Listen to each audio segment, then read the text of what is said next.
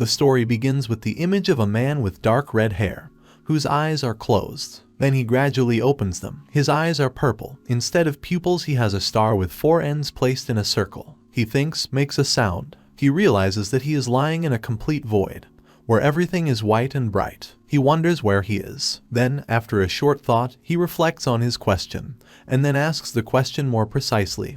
Who is he? His neck is completely black, with 3 buttons on each side, as if driven into his skin. He doesn't remember anything. He stands up. He is wearing strange black and white striped clothes. He puts his palm to his head and says that it is splitting right. There are chains on his hands. All his memories are a blur. He raises his hands. With each movement of his hands, these chains loudly emit sounds from touching. He examines his hands and wonders why he is shackled. He gets down on one knee, gradually rises and says that he should look around. He straightens up and sees that everything is white, so he does not understand which way to move. A little later, he keeps going. He's already staggering with every step. He's sweating. He's barely moving. Suddenly, he relaxes, leaning on his knees. He's breathing hard. He's sweating. He wonders how long he has been wandering, how many hours. He looks up and answers his own question, assuming that an eternity has passed. He turns abruptly to the side, his bright eyes leaving their mark on the atmosphere. He sees a black star far away.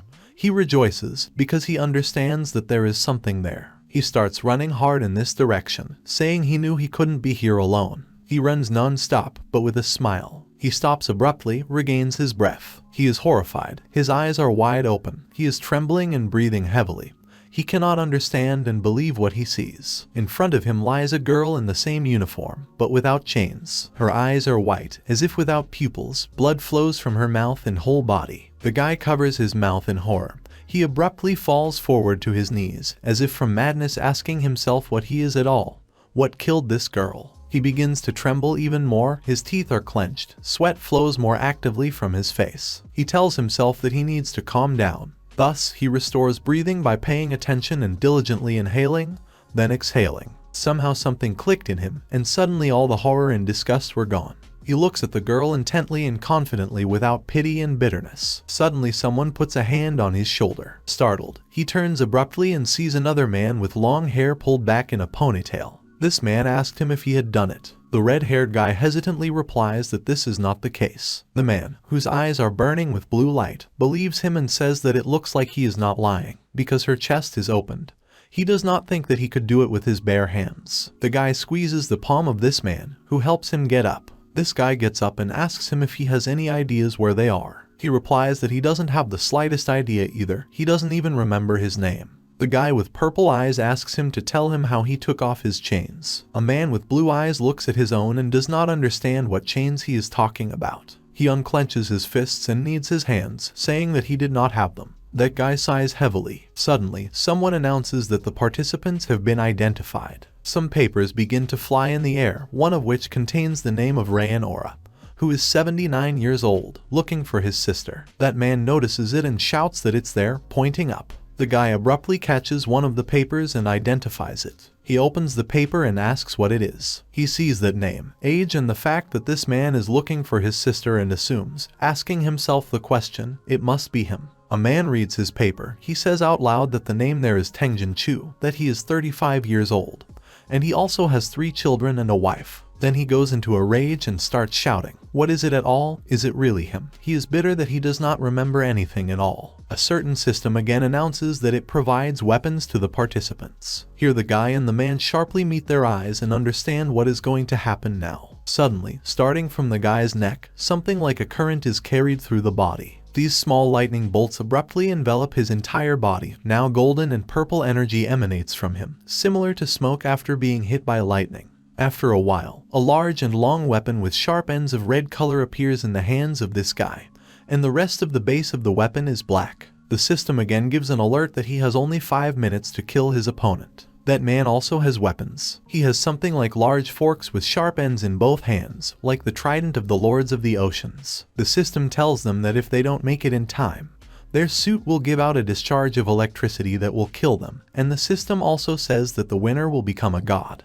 The guy turns sharply, not believing his ears. He shouts what it is all about. The system only tells them welcome to the game of God. The man turns around and in a panic only asks to wait. The system ignores them and announces the start of the first round. The guy and the man freeze in silence, looking at each other. The countdown begins, their weapons blazing in anticipation of the battle. The guy with red hair is regretfully starting to realize that they need to fight now. He sees that the countdown has started. There are 4 minutes and 58 seconds left. He begins to persuade and explain that these names and biographies, they don't even know if it's true, because all this may be a lie. The man screams, does he really think that this is some kind of joke? He points the gun at the girl and says that this is a real corpse, and that he also knows it. He asks if he really thinks they would erase their memories for a joke. And then what about these suits that they can't take off? He keeps saying that even if it's a lie, at the moment this biography is all he has a family for which he must survive. The guy sighs loudly and heavily. He understands that the man is panicking. He tells himself that he needs to calm down. That man keeps saying that to him he's just a guy he met in this hell. To him he's just nobody. The guy starts to tremble from such words. He is also nervous and restless. His eyes widen when he realizes that this man has already decided everything. He closes his eyes again, takes deep breaths and exhales, then slowly and calmly opens his eyes. At this time, that man is already furiously rushing towards him with loud words. Does he not understand that he has no choice but to kill him? The guy's eyes are burning. He's thinking, for some reason, he can predict all of Tenjin's attacks. True, that man hits him with one weapon, but the guy easily dodges him. He realizes that his body is so light. His eyes are somehow activated. At first he does not understand what it is, because he sees a kind of light, a bright ball that burns right at the chest of his opponent. Some consciousness tells him to kill his opponent. The guy gets scared with such an inner voice. He keeps telling him to survive at any cost. Tenjin stops, turns, and prepares to attack again. At this time, the guy does not understand how everything came to this. Tenjin throws the weapon. The guy thinks to himself that he does not want to harm anyone. At this time, Tenjin catches and holds his weapon tightly. The guy understands that at this rate he can die. Tenjin attacks him. His trident digs into the skin of the guy's leg. Blood gushes sharply. The guy screams in pain. He pays attention to his leg and wonders if Tenjin does not hesitate at all. At this time, Tenjin gets up to him from behind. The guy manages to turn around and dodge his attack by squatting down.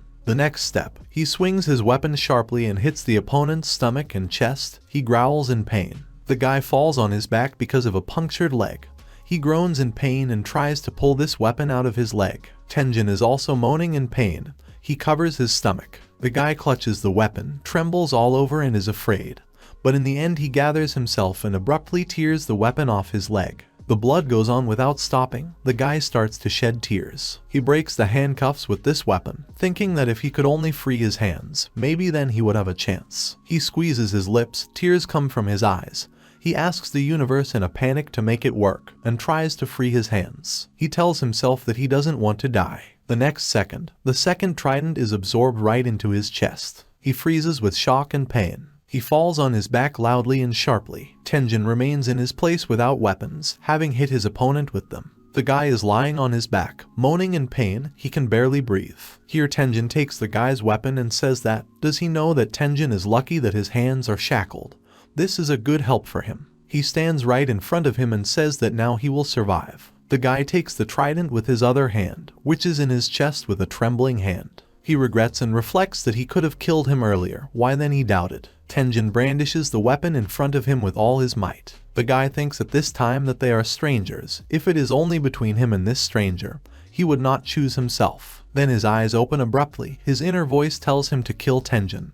What is he afraid of? Tenjin attacks with a weapon directly at him, but the guy manages to get up and leave the place of attack a little back. Tenjin looks up and doesn't understand what just happened. Here a guy flies at high speed and plunges a trident right into his neck. He tells himself that there is no more doubt. Tenjin only has time to sigh as the guy moves quickly, turning out to be already on the side of his opponent. He understands that this is what he has to do. He approaches him from behind, throws chains on his hands, while Tenjin tries to get a trident out of his neck. Then the guy abruptly pulls these chains back, causing Tenjin to cough and choke. The guy tells himself confidently that he will survive. Tenjin suffocates in agony.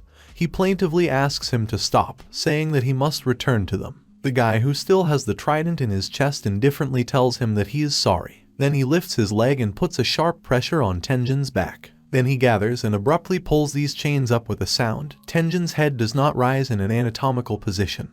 Blood splashes are visible. The guy calmly lets go of the chains that have someone else's blood on them. He exhales, bends down and takes a note from Tenjin's pocket. He reflects that for some reason, when he killed him, he didn't feel anything. He opens a paper where the same thing is written as he has. He calmly and effortlessly pulls the trident from his chest. He lowers his head and realizes that he did what he had to do. He gets up from his seat and tells himself that now he needs answers, and after that he will make those who put them here disappear. The time is running out. The system announces that the participant number 305,081 has won, Reyan Asura. A bright light lights up in the sky. He covers his face with his forearms. The system tells him that he is God. The system informs him that God is in front of him. Asura freezes in shock with her mouth open. He plummets down without strength from the realization of what God looks like. A creature in a strange attire appears before him. He's wearing a huge orange and black raincoat. His body is pale and purple in color. The hair is white, as if dead. His face looks like a skeleton, but without outlines, as if made of stones. His eyes are burning with a violet light. God asks him how he feels. Asura sighs in disbelief. God asks again how he feels. Here Asura abruptly remembers in horror everything that just happened in this white space. The way he killed Tenjin, the way he cried and choked. He gets up first on one knee, sees the dead Tenjin. His body shivers. He rubs his hand, and then with a crazy face says that it was awesome, and that he feels alive. God smiles and says that this is entertaining, and that consciousness also tells a different truth from the heart. Asura immediately asks him what kind of place it is. God answers him that this is a dimension that he created specifically for this game, and that 2 million souls were placed here for this round. Asura thinks that such a figure is only for this round. He wonders if this means that 2 million more people were forced to fight duels. Then he screams and asks why he doesn't remember anything, and why he's here at all. God says this is the right question. He raises his hand, over which a bright ball is burning, and says that 2 million is one game, one wish. Asura begins to get angry and asks what he is even talking about. Suddenly he starts shaking and tries to say something, but he only makes strange noises. He squeezes his throat and doesn't understand. He looks up at God and realizes that the words are not coming out of him. Here God raises his hand and orders him not to contradict God, and then abruptly lowers his palm, after which Asura abruptly falls to the floor in front of him on his knees. God says his powers are limitless. He created the universe and everything in it. He grants one wish to the winner of God's game. Among the corpses of millions, one will remain to get it, the rest will perish. This is his game. During this speech, they show how the guy killed the very girl who had her stomach ripped open. Asura hesitantly asks why he needs it. God answers him that this is entertainment for him and the others. Asura falls down again and asks in incomprehension who the others are. He can barely hold himself with his hands. God answers him that the further he goes, the more he learns about the game, about God and about himself as well. God's hand and body are filled with strength. He is pleased with himself. He tells Asura that he has to survive now. Asura's face is filled with horror and incomprehension. God says that's all he can do. He is given freedom and movement. He easily gets up and asks God to wait. Then his chains break with a bang. God only throws him words that he wishes him well. Welcome to the game of God. Suddenly the location changes. There are iron walls behind the Asura. He sees other people in the room and wonders where he is now. He understands that there are other people standing here, and that they have the same clothes. The guy who killed that girl turns his head sharply and hatefully towards Asura. Asura sees a boy who yawns sweetly and realizes that there is even a child here. He wonders if they all had to kill someone to get here. He tells himself to calm down and think about the situation. For some reason, his wounds have healed. It's good for him. He notices a door above which it is written to go to the second round with a partner. Asura realizes that the chains and the glaive are also missing.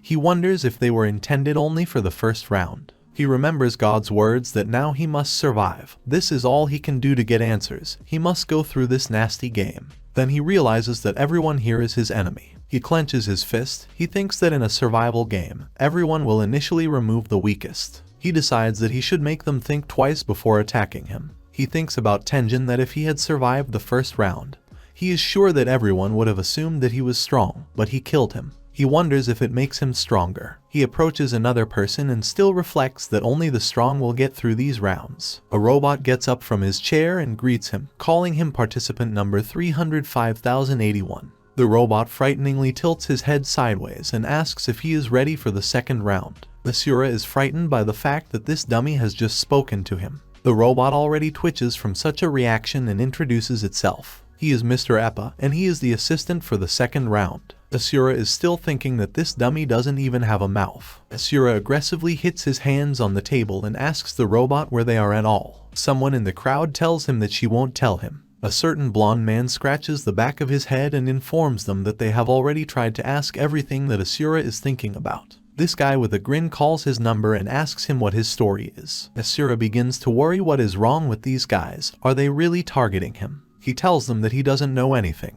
He immediately asks the blonde why he asked this. Does he really remember something about his past life? He replies that it is not so, and that he is just wondering if he is an anomaly or not, that's all. But apparently God told them all the same thing. The blonde man smiles, holds out his hand to him and says that his name is Damage. He says he hopes they get through it together. When he said that, a golden haze came out of his mouth, which Asura saw. He doesn't understand what kind of light it is, but then abruptly he feels a tingling sensation in his body. He drops down sharply with groans. He feels as if he has been stabbed in the chest. He looks at his chest and realizes that there is no wound there. He does not understand what is going on here. Damage with the same smile asks him if everything is alright with him, and that he doesn't even know his name. His silhouette represents Asura as dangerous and oppressive. Some energy emanates from his body, and his eyes burn with greed. He smiles nastily and asks what is wrong. Asura wonders if this is some kind of magic. Asura begins to be wary. He thinks if there are divine powers, then there should be magic. But how did he learn to use such power? There was only one round. The thought flashes through his mind that the strongest survive. Then the other guy who killed that girl abruptly intervenes. He tells everyone to stop.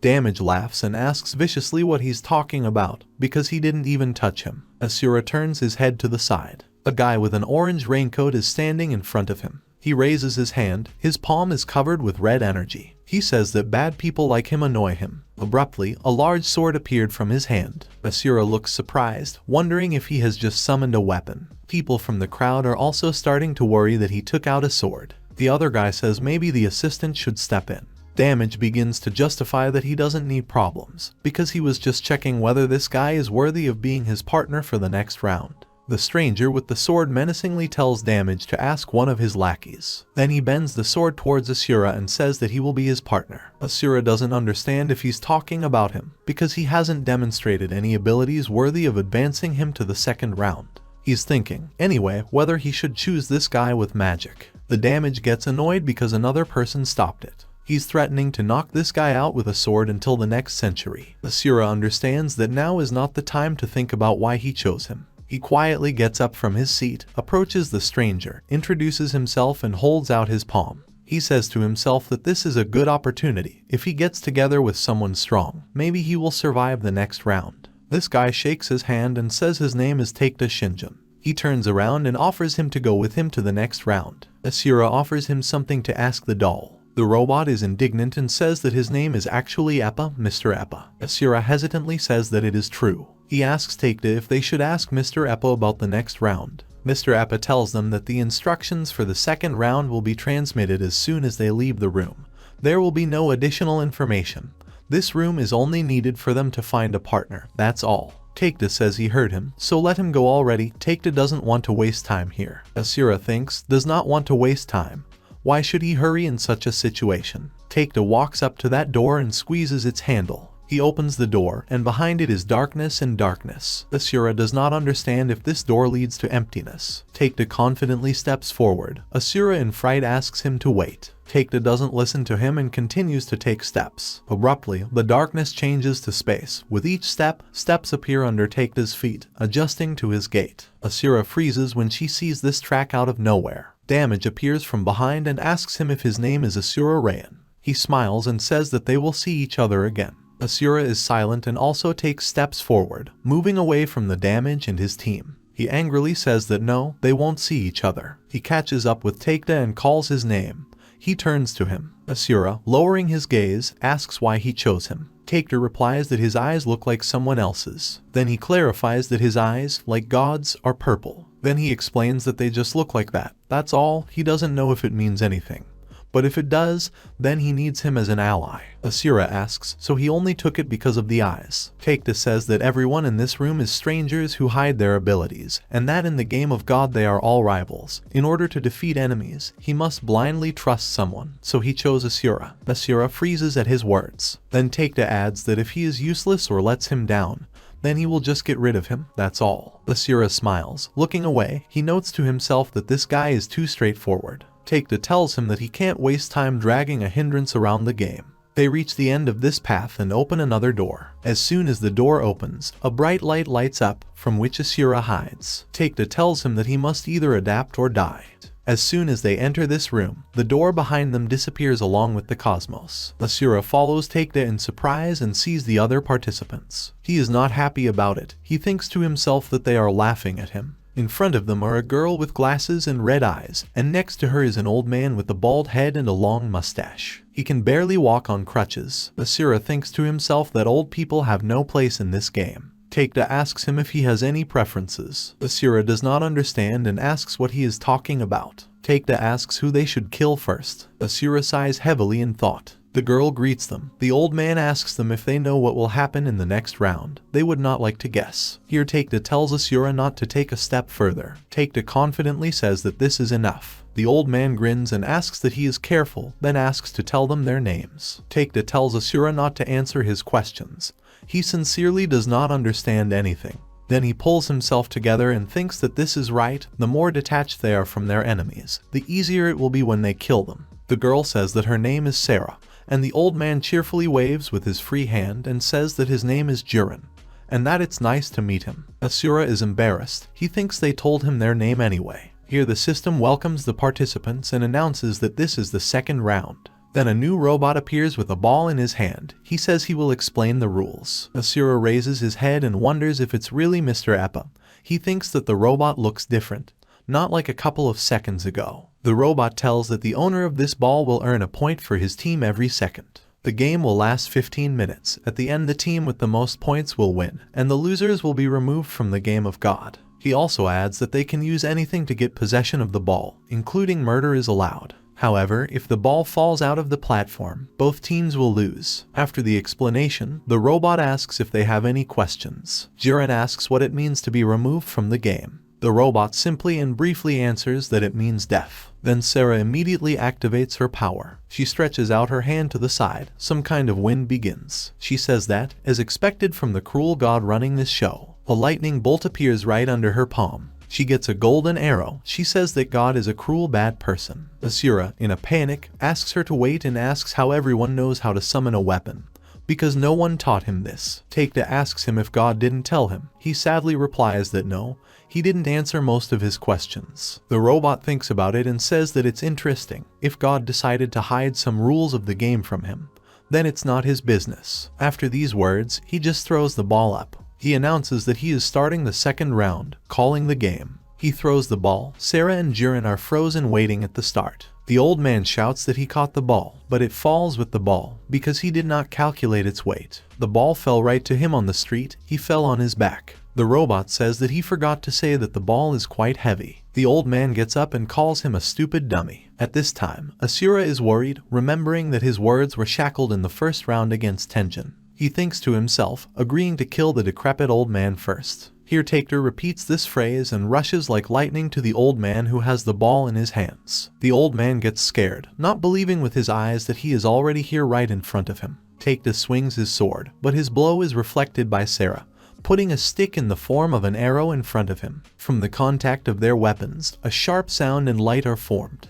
Takeda menacingly tells Sarah to get out of his way. Sarah says she hates people like Takeda. She thinks arrogance and anxiety are not the best combo. Asura reflects that, being the oldest, Jiren must be the weakest here, but the player with the ball does not need to move or fight. Then he realizes and says out loud that he just needs to survive. The robot is watching the game and is suddenly surprised. Then Asura abruptly approaches the old man. Sparks fly from his eyes again. He tells Jiren that it's his ball. Asura jumps high and swings his bare arms. He says that all this is necessary in order to find out who he is. The old man says out loud calmly that the Asura attacks without weapons. He raises his cane and says that Asura is a brave guy. Unexpectedly, the tip of his cane opens, as if ready to shoot. Then Asura realizes that the old man has an unusual cane. Takeda realizes that Asura is in danger and shouts his name. The old man grins and apologizes to him for this, pointing his gun. While Asura is swinging, flames gushed out of the cane. The old man says he needs to win this game. Asura tells himself that he can still hide from the attack. Suddenly, his eyes activate and begin to burn brighter. He sees a certain direction through this flame. He understands that this is such a way. He reflects that if he sacrifices his hand, he will overcome him. He saw the same path when he fought with Tenjin. He still flies with his fist at the old man with the idea that he cannot doubt, like last time. Now he needs to act. He attacks through the fire at the old man with his fist, which surprises the old man, who clearly did not expect this. The fist flies right into his face. The Asura's hand is burned. She's all red and covered in burns. The old man falls on his back, smashing the floor on which they are standing with the force of the blow. The same purple smoke is coming from Asura's eyes. He stands confidently after the attack. Part of his clothes is burned. He clenched his fists tightly. The old man is lying on his back unconscious. Liquid is flowing from his mouth. Take-Da freezes in shock and looks at it. The robot is also surprised. He says out loud that it's interesting. Asura sees that the sick and lethal place of the old man is the area of the head and neck. The old man barely says that Asura is mad. Asura reflects that he can no longer feel his hand.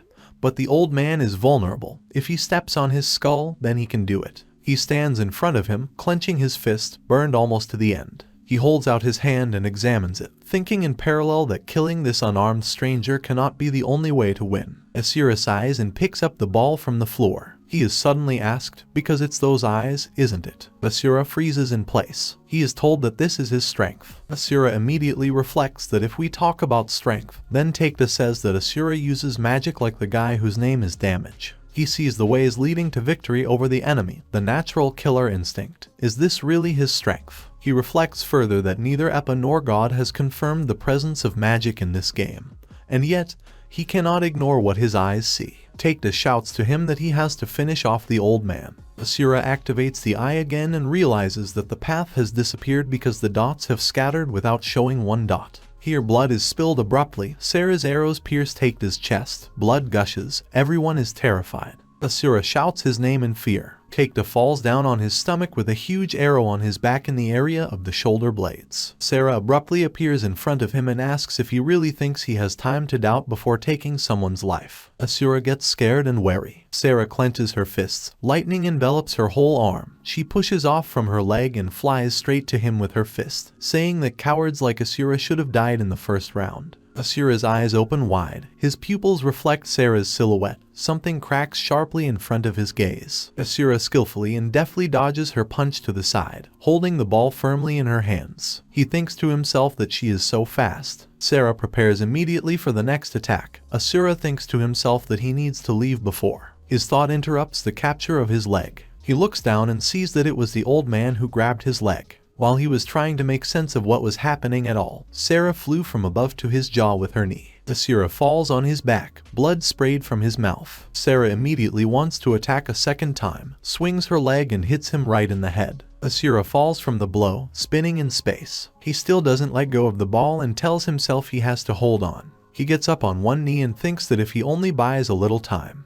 While he was thinking about it, Sarah was right next to him. Asura gets scared and concludes that no one can move so fast, and that she also has strength. She approaches his chest with her palm. Lightning abruptly comes out of her. The next second Asura just flies back with the ball. The old man between them watches them in surprise. Asura coughs. Blood is coming out of her mouth. The robot is still watching them and says that he is amused. He thinks Sarah must have talent. Asura is lying on her back, looking up without strength. He wonders what he had to do to get into this hell. He remembers everything that happened. Here he is, looking for a sister he doesn't even remember, has a name he doesn't recognize, fights with people he doesn't know for a prize he doesn't understand himself. He asks himself how any of this could be worth it. He coughs up blood, tries to get up, first leaning his elbows on the floor. The old man tells him to do himself a favor, let him give them the ball. Asura hatefully and tiredly continues to look at them. He sees Take-Da trying to stand up in the background. He looks up. There is still a huge arrow in his body. Blood is flowing from the wound.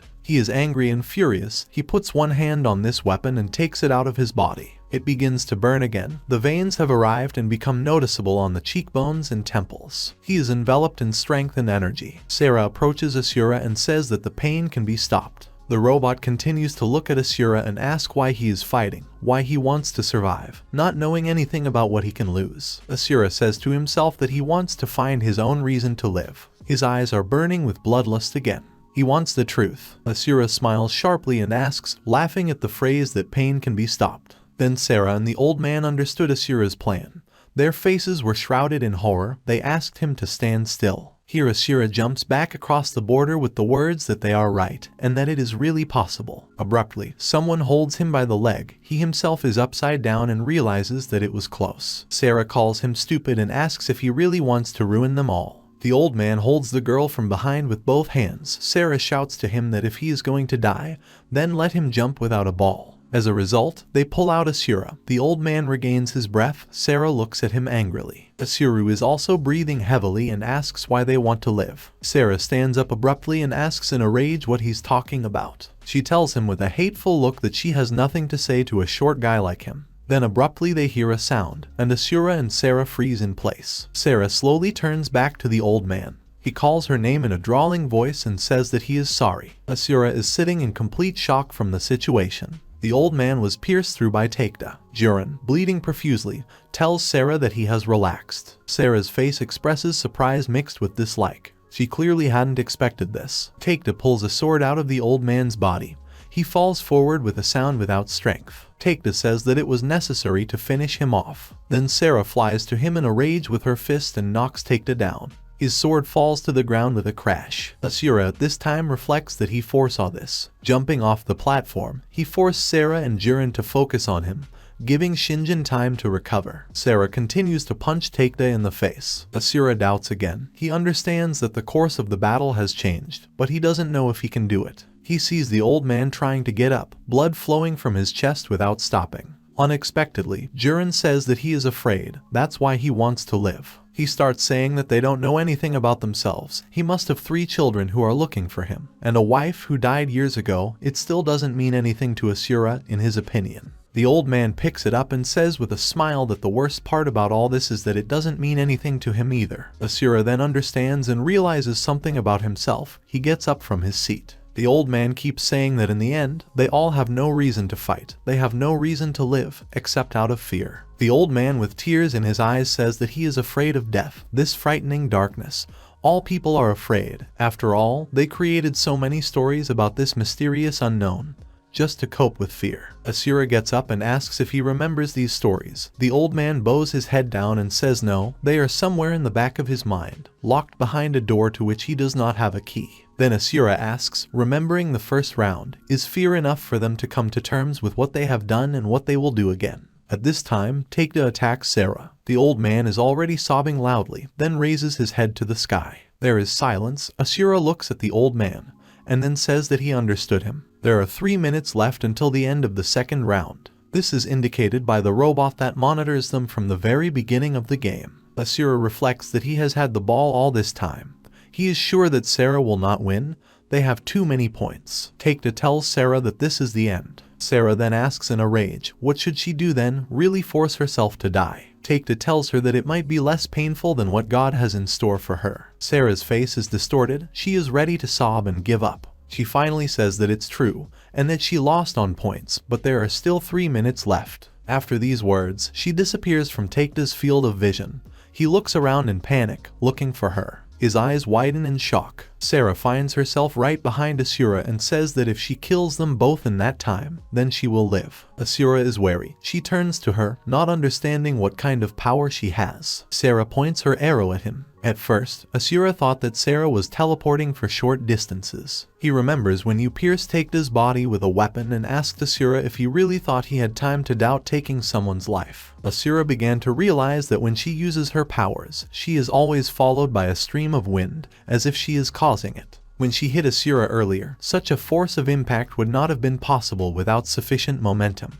He realized that it was all about the wind. Asura easily deflects from Sarah's sudden strike. Sarah began to realize that it wasn't that simple. Asura concludes that it's just like when Jiren used his powers. Now he sees that Sarah herself and her weapons are shrouded in a magical wind. Then Sarah hits Asura with a blow. He falls back, still surprised at such a sudden speed. Sarah raises her weapon up and points it straight at Asura, trying to stab him in the face. Asura freezes right in front of him and an arrow is flying at him, shrouded in magical magic. Suddenly, his eyes activate, and he realizes that this is it. Asura moves a little. Taekda is worried and shouts his name in a panic. Sarah quickly points her weapon at him. The robot sees and thinks about the situation. Asura covered himself with a ball, putting it directly to Sarah's weapon. The robot says it's not bad, but because of the weight of the ball, the weight presses on his ribs. He feels pressure and starts vomiting blood. Sarah really starts to get angry, asking if he really blocked the blow even in such a situation. Asura smiles and says that he would be surprised if God created a short-lived ball. Then Take-Two comes to the rescue, waving his sword. Sarah manages to jump away from him. He asks Asura if he can get up. He gets up on his knees and says he can, and then adds that he understood how her powers work. He tells Take-Two that she controls the wind and can either accelerate or amplify herself. It's like a switch, either one or the other. Take-Two answers him that he understood, and that it's not good. Sarah shrinks. He calls for help. The robot asks her why she is doing this. Here the guys are surprised, their eyes open wide with shock. Sarah starts crying and says she doesn't want to die. Here Asura remembers the faces of the first opponent, then Jurin. Asura wants to say something to her, but Take-Two stops him and says that this is not the end. The robot tilts its head to the side, showing its increased interest. He announces by pointing his index finger that there is only 1 minute left. Sarah wipes her tears, moving her glasses, and turns to Jurin. She looks at him looking at the sky and says he looks calm. But that calm is not what she is looking for. The robot says that when a person is hanging on the edge of life and death, this despair leads people to new heights. He asks, offering a choice of life and death, which side she will be on, how much she wants to live. A certain voice asks to show him his solution. Suddenly, Sarah's power becomes more powerful. The robot says that someone has chosen curious specimens this time. Asura sees this and tells Take-Two to forget what he said earlier, because this time she is both accelerating and intensifying. Take-Two asks him how he understood this. Asura tells him that he sees it. Take-Two doubts at first, then says that they will hope that he is wrong. Sarah is gaining strength at this time. There are only 50 seconds left on the clock. Asura thinks that they have been in this game for the same amount of time. Asura doesn't understand how she became so strong. Sarah prepares to attack. Asura reflects that there is 1 minute left if he only holds out. Before he has time to think, Sarah hits him in the stomach with all her might. He flies back with a cough. The ball falls from his hands. Sarah is already preparing another weapon to attack and throws it directly to Asura. The weapon flies at high speed to the Asura, which has not yet fallen but is floating in space. He lands, and this arrow digs into his shoulder. He makes a mute cry, and then groans loudly in pain. He tries to get up. Sarah walks right up to him. He understands that she is too strong for him. Sarah puts her foot on his chest and pulls out her weapon. Asura grabs his leg. He persuades himself to move, and not to lie down, because she will kill him. Here she holds and impresses him with her foot on the floor, and then raises her weapon with a wide swing. Suddenly, the weapon falls past and crashes into the floor from the side of the Asura. He is surprised. Sarah herself is also in shock. Here we see that the weapon attacked by, because Sarah lost her hand with one hand. Her severed arm falls down, then Sarah screams in pain, holding the rest of her arm with her other hand. She screams at her hand. Why did this happen? Asura continues to lie down. His face says that he is sorry. Sarah turns back in anger. Take-Two tells her that she forced him to do it. He gets into a comfortable position with his sword and says he can't let her kill his partner because he might need it later. Sarah screams at him that he knew how to use his ability all this time, so why did he have to wait? Take-Two replies that he didn't want Asura to know about his ability, and that in such games he prefers not to reveal his trump cards, unlike her. Sarah goes on the attack saying that well, it doesn't matter what kind of power he has if she kills him before he uses it. Asura thinks to himself that most would not have seen what happened next, but somehow he was able to. Asura sees that Take-Two's sword is burning with fire. Sarah runs to him with an attack. The guy raises his sword high and swings in front of Sarah. Her weapon flies to the sides. She drops her glasses. One swing of Take-Two's sword provoked such a stream of fire that reaches several meters in diameter. Asura reflects that after he killed Tenjin in the first round, he thought that he must be strong. But after he saw Sarah and Shinjin, he realizes that there are real monsters in this game. The whole floor is stained with blood. Sarah is barely sitting, leaning on her knees. Blood is flowing from her shoulder. She is breathing very hard. Take-Two approaches her and puts his sword to her shoulder. She looks up at him in horror. A confident Take-Two stands in front of her. She says out loud that she can't die like that. She definitely can't die. Not here, not in this terrible game, in her opinion. She is indignant and shouts that she can't be killed by someone she doesn't even know. Suddenly, the robot reports that there are 15 seconds left. At this point, Sarah draws attention to Asura, calls him a weakling,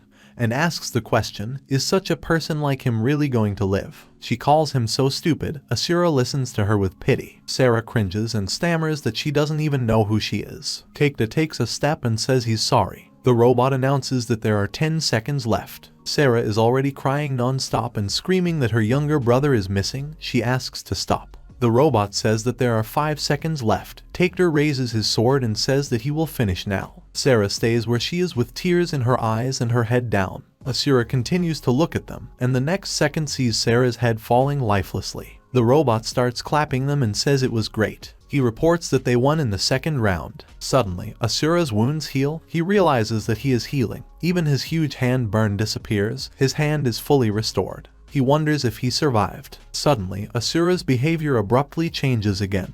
He says that it was not bad, but a little sloppy. Takeda's eyes widen at his behavior. Asura smiles broadly. His eyes light up again.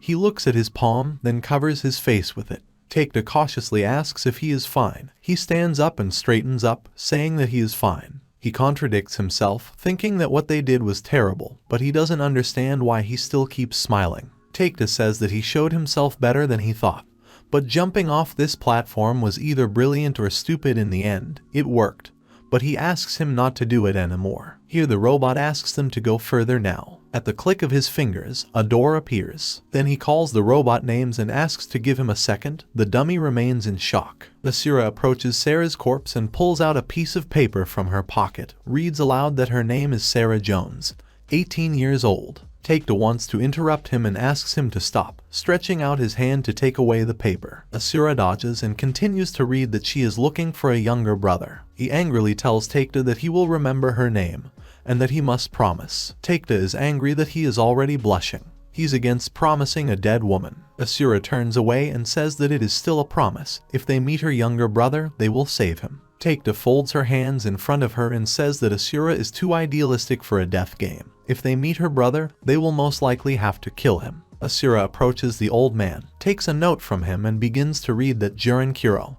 who is 87 years old, has 3 children looking for him, and his wife, who is already dead. He has been voluntarily going to the game of God for 10 years. Asura wonders if he has voluntarily joined the game of God. He wonders why anyone would want to come here. Was God's game widely known in the world? What kind of world is outside this game? Who is it all? His train of thought interrupts Takeda and tells him to go already. He doesn't want to stay here any longer than necessary. Asura puts the notes in her pocket and agrees with Takeda. Asura approaches Takeda. Takeda tells her to end it. Then the mannequin starts to say that he will finish, but before they leave, he hands 2 items to them. In one hand he has a cross, in the other hand an object that Takeda calls Amamori. Asura thinks to herself that Shinjin seems to recognize this trinket. He focuses first on the cross. His eye works again. He does not understand what is happening, because everything in front of him begins to crack. Then he wakes up in the field. He wonders what kind of place this is. A little boy in shabby clothes appears right in front of Asura. Now he doesn't understand anything at all. He wonders what kind of place this is in general. Then abruptly someone calls him by name and says, "Let him guess what mom gave to this person." He turns around and asks who it is. He sees a girl who cheerfully and actively goes to him, asking if he sees. She holds out the cross that was in her hand. She says that it is God's cross. A little boy asks about God. The girl says that it is thanks to him that they have such a good harvest this year. Then she adds that God himself creates the plague and storms. From this information and the behavior of his sister, he is frightened. Asura looks at the little boy and wonders if it's really him. The boy cries and asks his sister if the person who is a missionary told her this. The girl replies that it's him, and that it was the missionary who gave the necklace to mom, and mom, in turn, gave it to this girl. The guy pulls her clothes and says capriciously that he also wants to. The girl says no, that he has to find himself. The boy does not calm down and screams her name, Ikika. Asura shudders when he hears this name. He remembers his paper, where it says that he is looking for his older sister. The girl and the little boy leave. She tells him that maybe she can convince her mother to give him one too. She calls him home, says she is hungry. The boy agrees and replies that he is hungry too. Asura freezes in place, looks after them and realizes that this girl is his sister. He sees her smiling broadly at the little version of Asura. Asura grits her teeth and shouts at her to wait, running up to them. The girl turns around sharply, protecting her brother with one hand. Asura begins to say that he is. He is interrupted by Ikika and asks viciously who he is. In the next second, everything cracks and breaks before his eyes again.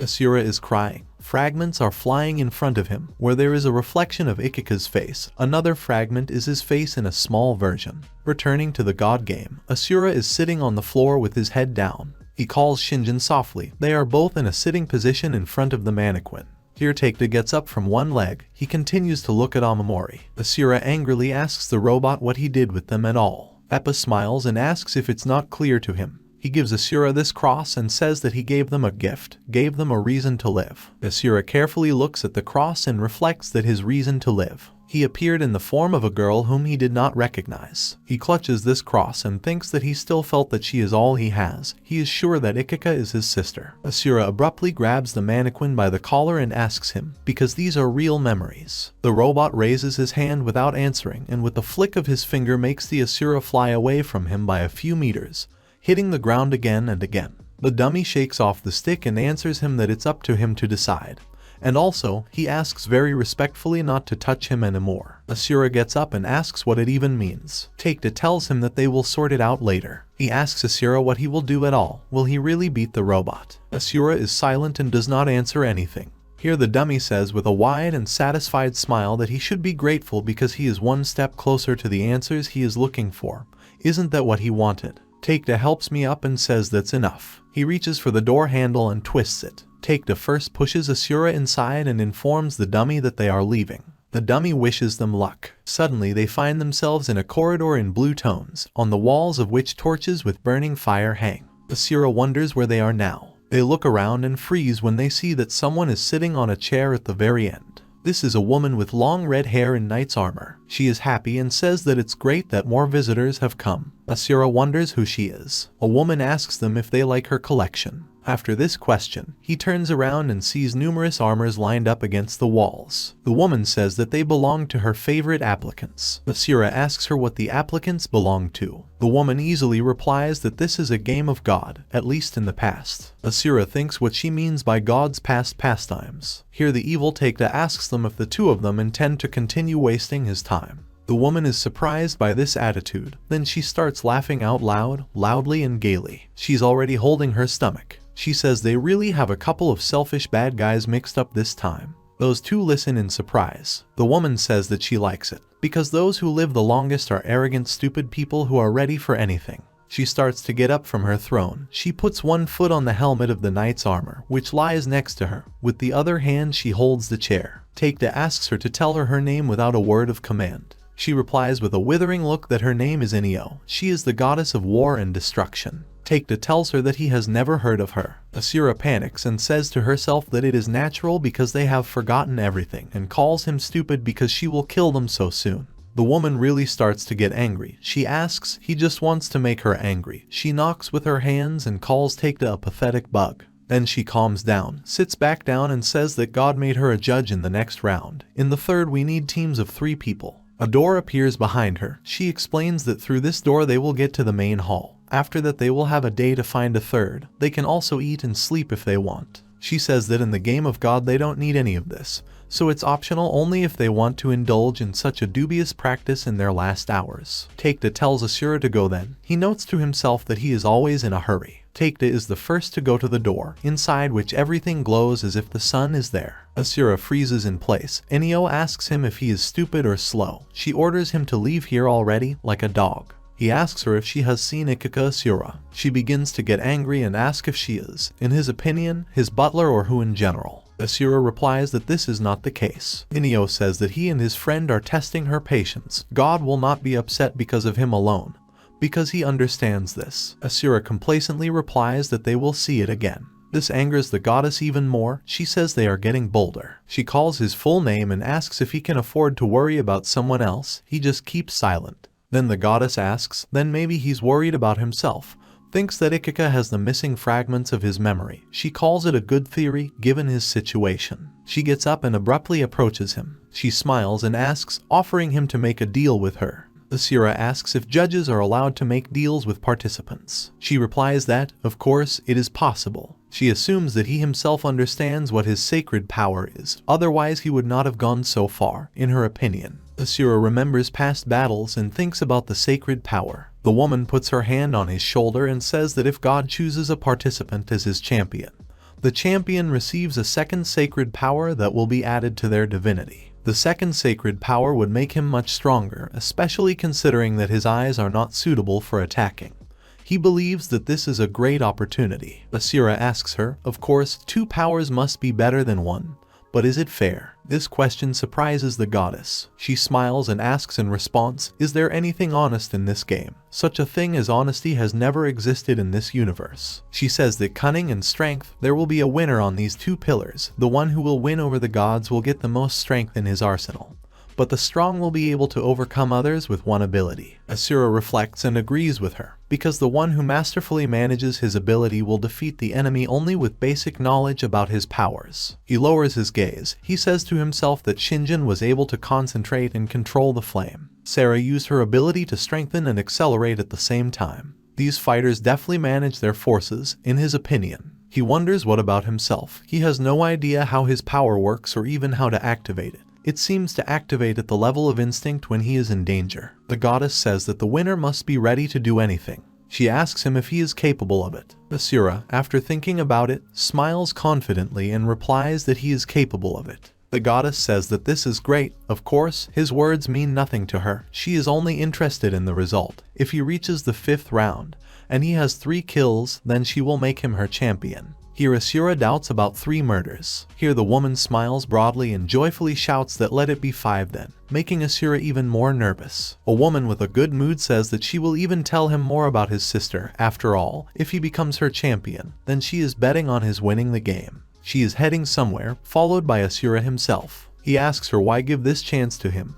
and not to Shinjin or someone else. She replies that he is not the only one who will become her champion. She chooses champions early. The earlier she invests, the more she will get if he wins, even though she relies on luck. She sits back on the throne. Asura asks her what her reward is. She annoys and says that he asks a lot of questions. She finally asks if he accepts her offer. Asura wonders if the only one he killed was Tenjin, if he can do it 5 more times. After thinking about it, he asks her what will happen if he can't. She replies that if he doesn't kill 5 opponents by round 5, he won't be her champion, that's all. She notes and tells him that this is not a bad offer. Then Asura finally replies that it's okay, he'll do it. The woman tells him that she will be watching him, and now let him get out of her hall. Asura thinks to himself that it was quite useful, and he will get a lot if he endears himself to Neo. He goes to that door and clenches his fist, thinking that the question is generally different. Will he be able to kill 5 by round 5? Then he walks through this door into the unknown in a relaxed way. As soon as he enters, he is surprised, not realizing where he is. This is the castle of Inai. This is a huge hall, where sofas and tables are arranged.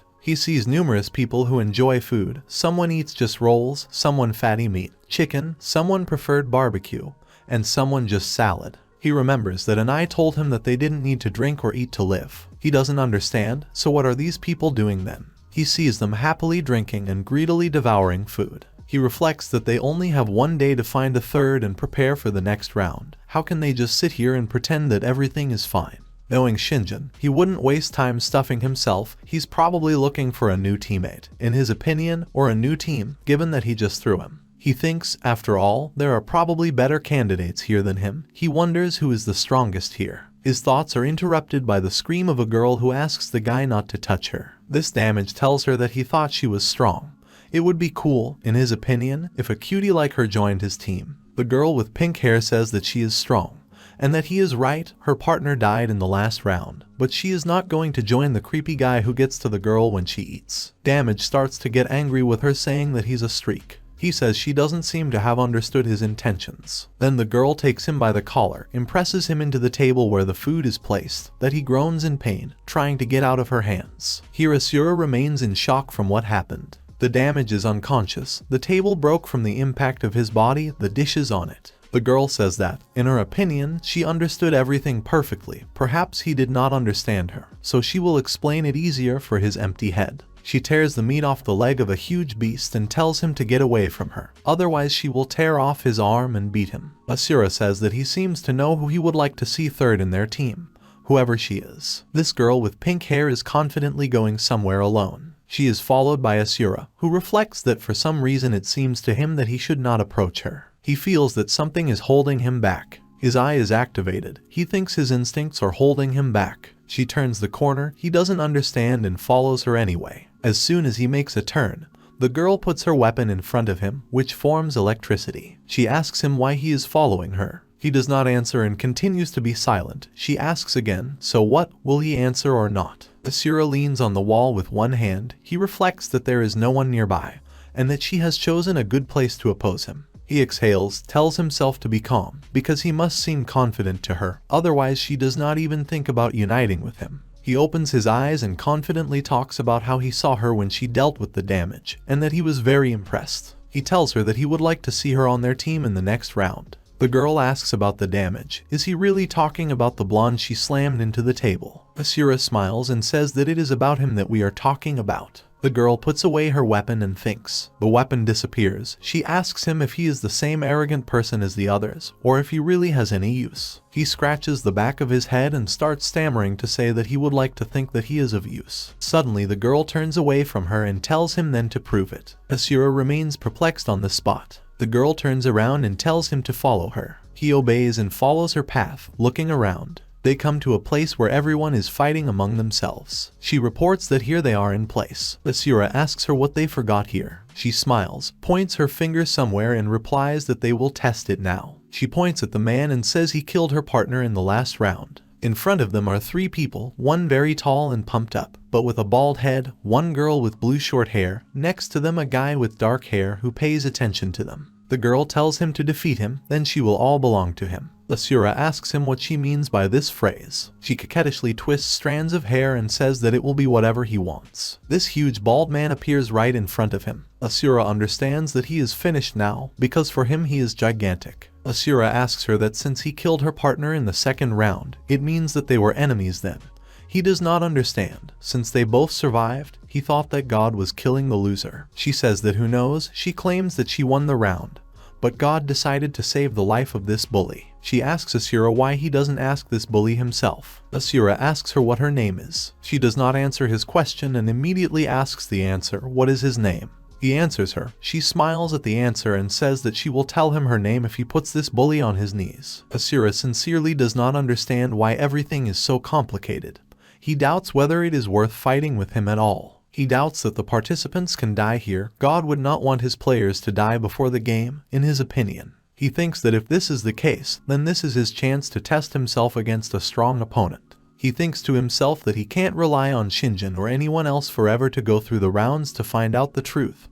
He has to get stronger. He confidently walks towards them, clenching his fist. Everyone starts staring at him. The girls stare at him. He thinks that even if everyone here wants to know what he's capable of, he has nothing to hide. Two of the goon's allies notice him and turn in his direction. He stands in fear of the enemy and thinks that he will get a lot if he defeats him. The bully looks at him in disbelief. A picture of the murder of the very first girl pops up in my head. Everything in God's game is terrible. An inner voice speaks about it. Asura does not understand why everything is so, why he feels this way. His eyes become brighter. He is torn from his thoughts by the voice of a bully who shouts at him to wake up and simultaneously strikes with his fist. Asura manages to get away from the blow. He does not understand if he attacked him just like that. He moves away from him. The bully tells him that he feels his corrupted aura right from here. He asks who he is. Asura calls his name and asks what is wrong with him, because he has not done anything to him yet. The bully answers him, correcting that he has not done anything yet, emphasizing that it is possible. The girl with blue hair calls the bully a Tauros and says that there is no need to be so aggressive. She laughs and adds that he will frighten the poor baby. The guy with the dark hair doesn't react in any way. Asura doesn't understand what's wrong with them. He points his finger at the girl with pink hair and asks, after all, he killed her partner,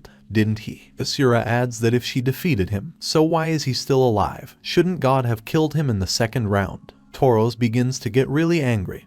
He asks, so it means that the girl sent him to ask him. Suddenly he starts laughing and says what a mess it is. Asura doesn't understand what's funny here. The bully says in madness that he was just thinking about his girlfriend's surprised face when he crushed his head on his partner like a grape. He repeats Asura's own question, because he asks how he survived the second round. That girl sadly turns her head away. Tauros says with a loud laugh that he should have died when the time ran out, but God allowed him to live because he was too strong to die. Asura is amazed whether Tauros was really too strong for death. His blue-haired one says that he probably already realized that God's game is entertainment for observers. In order to make the next rounds more interesting, God left toros alive. She explains that this has already happened a couple of times when God gave a participant a second chance, but let him not hope that he will give him a third. Toros angrily replies to her that he will not need it. Asura wonders if Sarah was strong enough to stand up to both him and Shinjin alone, and yet she didn't interest God. He doesn't understand, but God chose toros. He wonders if he is stronger than Sarah,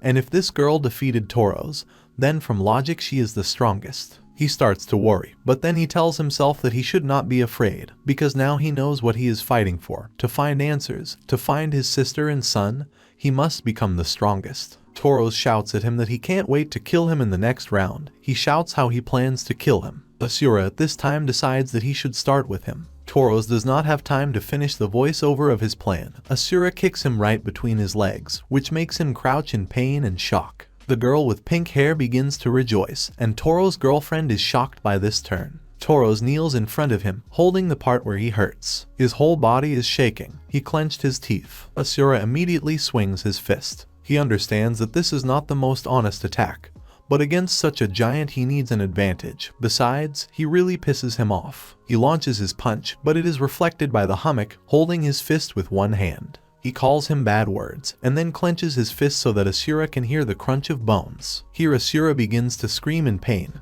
does not have time to react and free himself, as Toros lifts him to the top with one hand, makes a circle with his body and slams him into the ground with a bang. Asura is barely breathing. Toros asks if he really thinks that he is so cool, and that he attacks strangers. He picks it up and slams it into the ground again. Asura groans in pain and regains her breath. Toros picks him up by the hand and tells him not to fall asleep yet. He reminds him to remember that he did not start it and calls Asura a stupid person. He coughs. The girl with pink hair calmly watches the battle. She lowers her gaze. The girls stand aside. One notes that it's not very fun, and that the whole mood has spoiled her. The girl with green hair tells her partner maybe he will help him. This guy in black glasses is called Yun. He does not answer her request. Yun stood between the bully and Asura. The girl with pink hair does not understand where he even came from. The bully starts to get angry and asks who he is in general. He activated the divine power, after which his eyes burn with a bright light. Yun smiles and replies smugly that he is just another guy who participates in the game. The bully shouts in anger that he is bothering him. Yun asks with a chuckle, but does it really bother? He says that they already beat each other up properly. He would even say that he won this fight. He calls the bully a big guy. He goes on to say that, in his opinion, this kid, that is, Asura, can't fight any further. He offers to agree that he has won, and everyone will peacefully disperse. The bully shouts at him to get out of the way, because the fight will end only when he breaks his skull. He calls Yoon bespectacled. Yoon takes offense at this nickname and tells him to at least try to come up with something more interesting. Then the bully pushes off the ground and rushes towards him at high speed, saying that then he will just finish both of them. Here Yun takes off his glasses, throws them up and asks him to tell what color his eyes are. And Yoon's eyes are burning with golden fire. Asura understands and sees that this guy is really strong. Powerful energy hovers around Yun, enveloping and covering his entire body. Suddenly, Asura sees only traces of movements and is surprised. After a split second, Yun catches his glasses again and puts them back on. Asura is surprised, because a second ago he wasn't here at all. His eyes widen. Yoon asks him if he has seen. The next second, the bully falls on his back with a scream and a groan after delivering fleeting strong blows in just a second. Asura is surprised and wonders if she just knocked out Toros. He reflects and realizes that this energy definitely belongs to the guy with glasses. Toro's girlfriend stands in shock, not understanding how he did it. The guy with the dark hair continues to look at them indifferently. Asura suggests that maybe his divine power works through speech, like damage. Although no, he said something about his eyes. Does this player hurt with just a glance? He squeezes his sore hand and comes to the conclusion that more and more powerful monsters are getting in his way, one by one. Yun smiles and says that he warned him after all. Asura wonders how he can become stronger than players like this guy. Yun asks him if his name is Asura Reyan. He hopes that he pronounced his name correctly. He confirms it. Yoon tells him that he has put on a good show. Such a crumb challenges the biggest player in the room. He calls him cool. Asura is outraged that he called him a crumb. Yun gives his name. Asura begins to realize that he has already seen him somewhere. He remembers and wonders if it was really him in the waiting room. Yoon says that he got so badly. He turns to a girl named Kayla and asks if she can help him, let him patch up so that they can at least bring him to the infirmary. A girl with green hair approaches and agrees, saying that she can't refuse such a cutie. Yoon is indignant. Is that really why she asked him to help Asura? Asura recognizes her as well. She was also in the second round. He asks them if there really is an infirmary here. Yoon replies that there is, that they can heal anyone, even if he is already dead. Yoon starts laughing, although how would he know that? He's still unharmed. Asura awkwardly replies that it is clear to him. Kayla tells Asura not to pay attention to this. She tells him that he was just lucky with the divine power, so she asks Yoon to stop pretending to be cool. She begins to heal Asura's hand with the help of magic. Yoon says with a heavy sigh that he listens to her. Kayla holds his hand tightly, then it twists, causing a crunch. Asura winces in pain. Kayla asks him if it hurts him. He turns his head in panic and says no, it doesn't hurt, and immediately thanks them for their help. Then, after an awkward pause, he says that he is pleased to meet people who want to help him. Yoon smiles as soon as he hears this. He wanted to say something else. He keeps talking to himself, stops abruptly. Everything starts to swim in front of his eyes close. He has a voice in his head that he will definitely become the strongest. His eyes are burning again, as if they have gone berserk. He stands on the corpses of people he killed earlier. He has a furious smile. He says that even he, God, will not stop him. God appears before his eyes again. Despite the many deaths he has experienced, he feels nothing but delight when he realizes that he has survived. He wonders who he was before the game of God. God continues to stare at Asura. Suddenly Asura wakes up. The first thing he sees is the face of the girl who caused this fight. This girl tells him that he is just something. He straightens his back. The girl says that he is weak, of course, but he has what others lack. Kayla comes into the room and suggests whether she is talking about courage. She says that Asura has really been patched up. She is afraid to imagine how advanced the technology is here. Kayla says that only courage, which borders on recklessness, will one day lead him to the grave. You can't always rely on God to heal him. Asura looks at her hand and thinks that Kayla is right. He constantly takes risks without thinking about the consequences. At this rate, his luck will soon just run out. The girl next to him tells him to keep his nose up. She smiles and announces that she will join his team. Asura already blushes. He asks if she is serious. She asks, after all, he knocked that bully down. That was their agreement. Asura blushes even more. The girl asks him if he has a partner, because they need 3 for the next round. He looks down and says he doesn't even know about it. He remembers Taekta, who disappeared behind that very door. She asks, because he has someone an example. She suggests finding this person and taking him in. But first she wants to see how strong he is. Asura asks her name, because she promised to tell him. She tucks her hair behind her ear with her fingers and says with embarrassment that promises must be fulfilled. She says with a smile that her name is Ira Pak. Asura smiles, repeats her name aloud and says that she has a beautiful name. Ira laughs, calls him stupid, because she didn't choose him herself. She holds out her hand to him and asks him to believe her that he will not regret taking her on the team. As soon as he looked into the eyes of Ira, all her frivolity disappeared at once. Now they read a firm determination, the same imperious look that Shinjin and Sarah had. This is the look of a person who knows how strong he is. He had believed in Iru even when he saw her in the banquet hall, and although he had only glimpsed her strength, his gut told him that she could be relied on. She was worth much more than the beatings he suffered in the fight with Toros. This girl could become someone he would trust in this cruel game, a friend. He shakes her hand. Ira asks if he can get up. He replies that he can, and that everything is fine. He gets up and thanks Kayla for helping him. He asks if Yun is here. He can't leave without thanking him. He leaves and says he's outside. Let him follow her. He's coming, and so is Ira. Kayla informs that Yoon also wanted to talk to him. Asura asks if this is true. She replies that yes. They pass through laboratories where dummies prepare all sorts of medicines. Asura asks if this is the infirmary.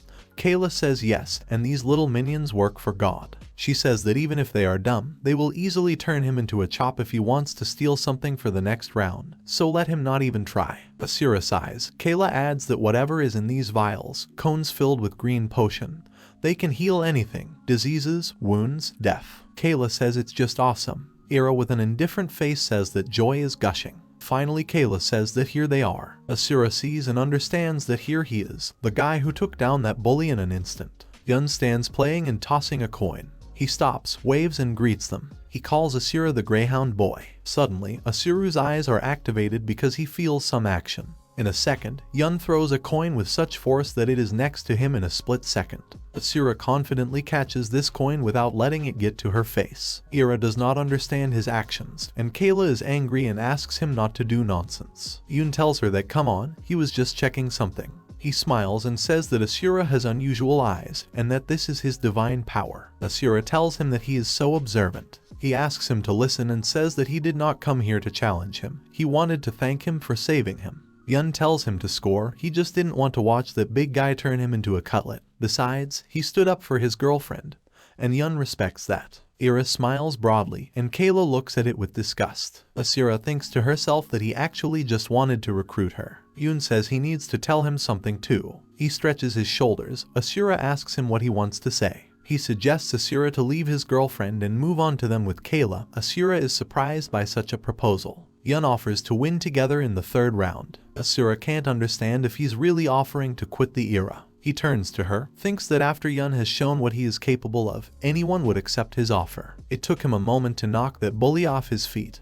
He has no doubt that he will go far in the games of God. Yun uses his divine power without letting others understand its secrets. Even his eyes cannot solve the mystery of his ability. Then she realizes that there is still Kayla. She probably knows how to stand up for herself, not to mention that her healing divine power will be useful for a team fight. However, Asura still doesn't know a lot of things. Yun and Kayla helped him, but whether they really did it out of the kindness of their hearts, he understands that this is not so, and that they need something from him. He remembers Taekta and thinks that Yun also wants to learn the secrets of his divine power. He tells him out loud that he is against it because he already has a team. Yun can't believe him. He says there are only two of them here, then who is the third member of their team?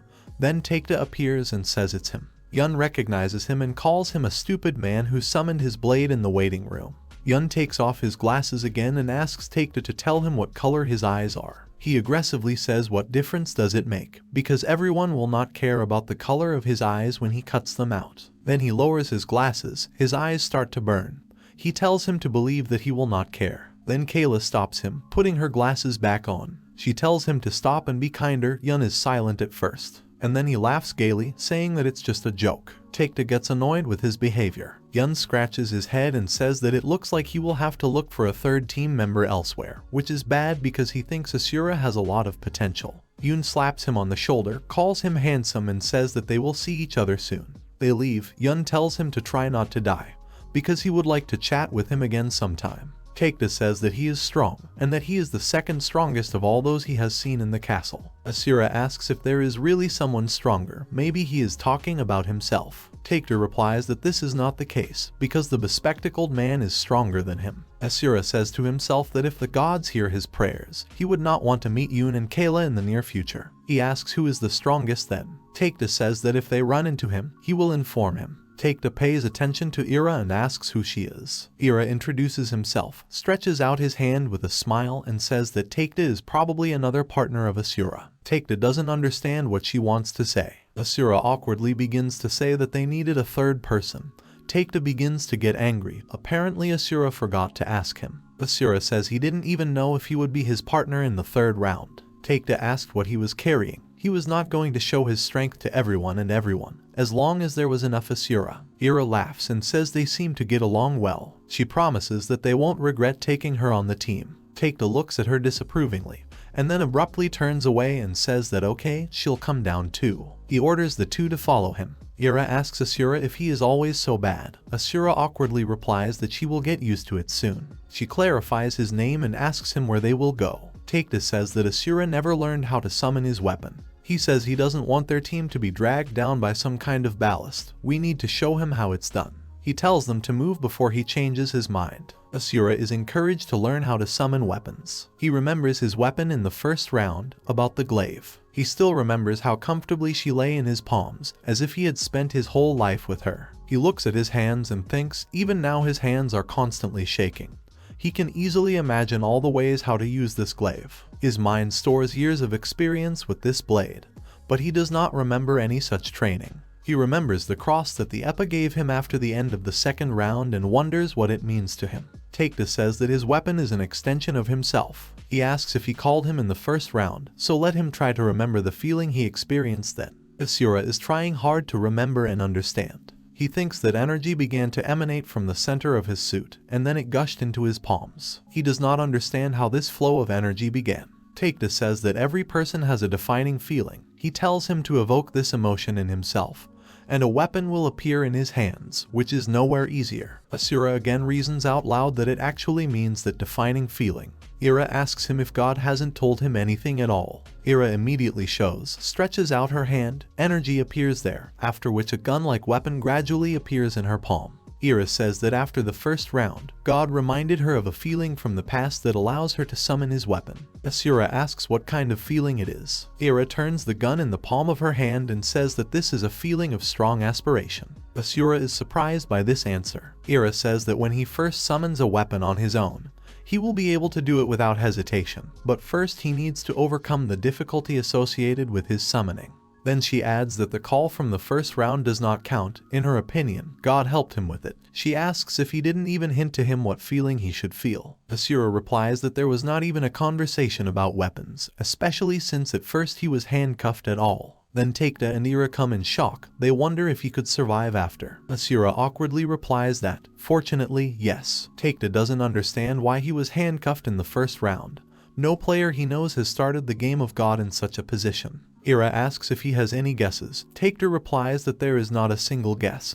He says that something is wrong here, or God wants Asura's death so much, or he's too strong. Asura clearly did not expect such a guess. Taekta says that this means that his power should be somehow limited. Ira starts laughing while holding her mouth. Asura is outraged and tells her to stop because it's not that funny. Ira says that Tauros was able to defeat him easily, that's why she laughs. Asura says that Taekta grinned, or it seemed to him. Taekta turns to the other side. Asura says that God hates him. For some reason he puts an ordinary player in this position, but he needs to overcome this gap on his own. Whining won't solve the problem. Then he asks Shinjin what kind of feeling he is experiencing. Taekta replies that he is furious. Ira calls him a fool. He angrily says that she would understand if she knew about his situation. Then Taekta abruptly realizes something. He says that he has already mentioned that their weapon is an extension of themselves, so in order to summon him, you need to find a feeling that reflects his inner world. After winning the second round, they got a chance to look into their past. He asks Asura if he can cling to something among these memories. Ira says that he is invited to find this feeling himself. Only after the second round they unlocked only one shard of memory. She doubts that this will be enough. Taekta says that the attempt is not torture, otherwise he will have to fight the next round without weapons, and he does not want to take risks with such a partner. Asura wanted to say something, but he interrupts and says that if he does not find a way to summon weapons, then for the third round he will assemble a new team, because his weakness pulls the others with him. Asura drooped. Taekta tells him not to be so surprised, because he had already told him that before the second round. Namely, he must either match his level or die. Ira asks if it's too cruel. Taekta says it's cruel to force 2 million souls to fight each other in a deadly game for their own entertainment. He adds that if Reyan cannot summon the weapon in the next rounds, he is destined to die.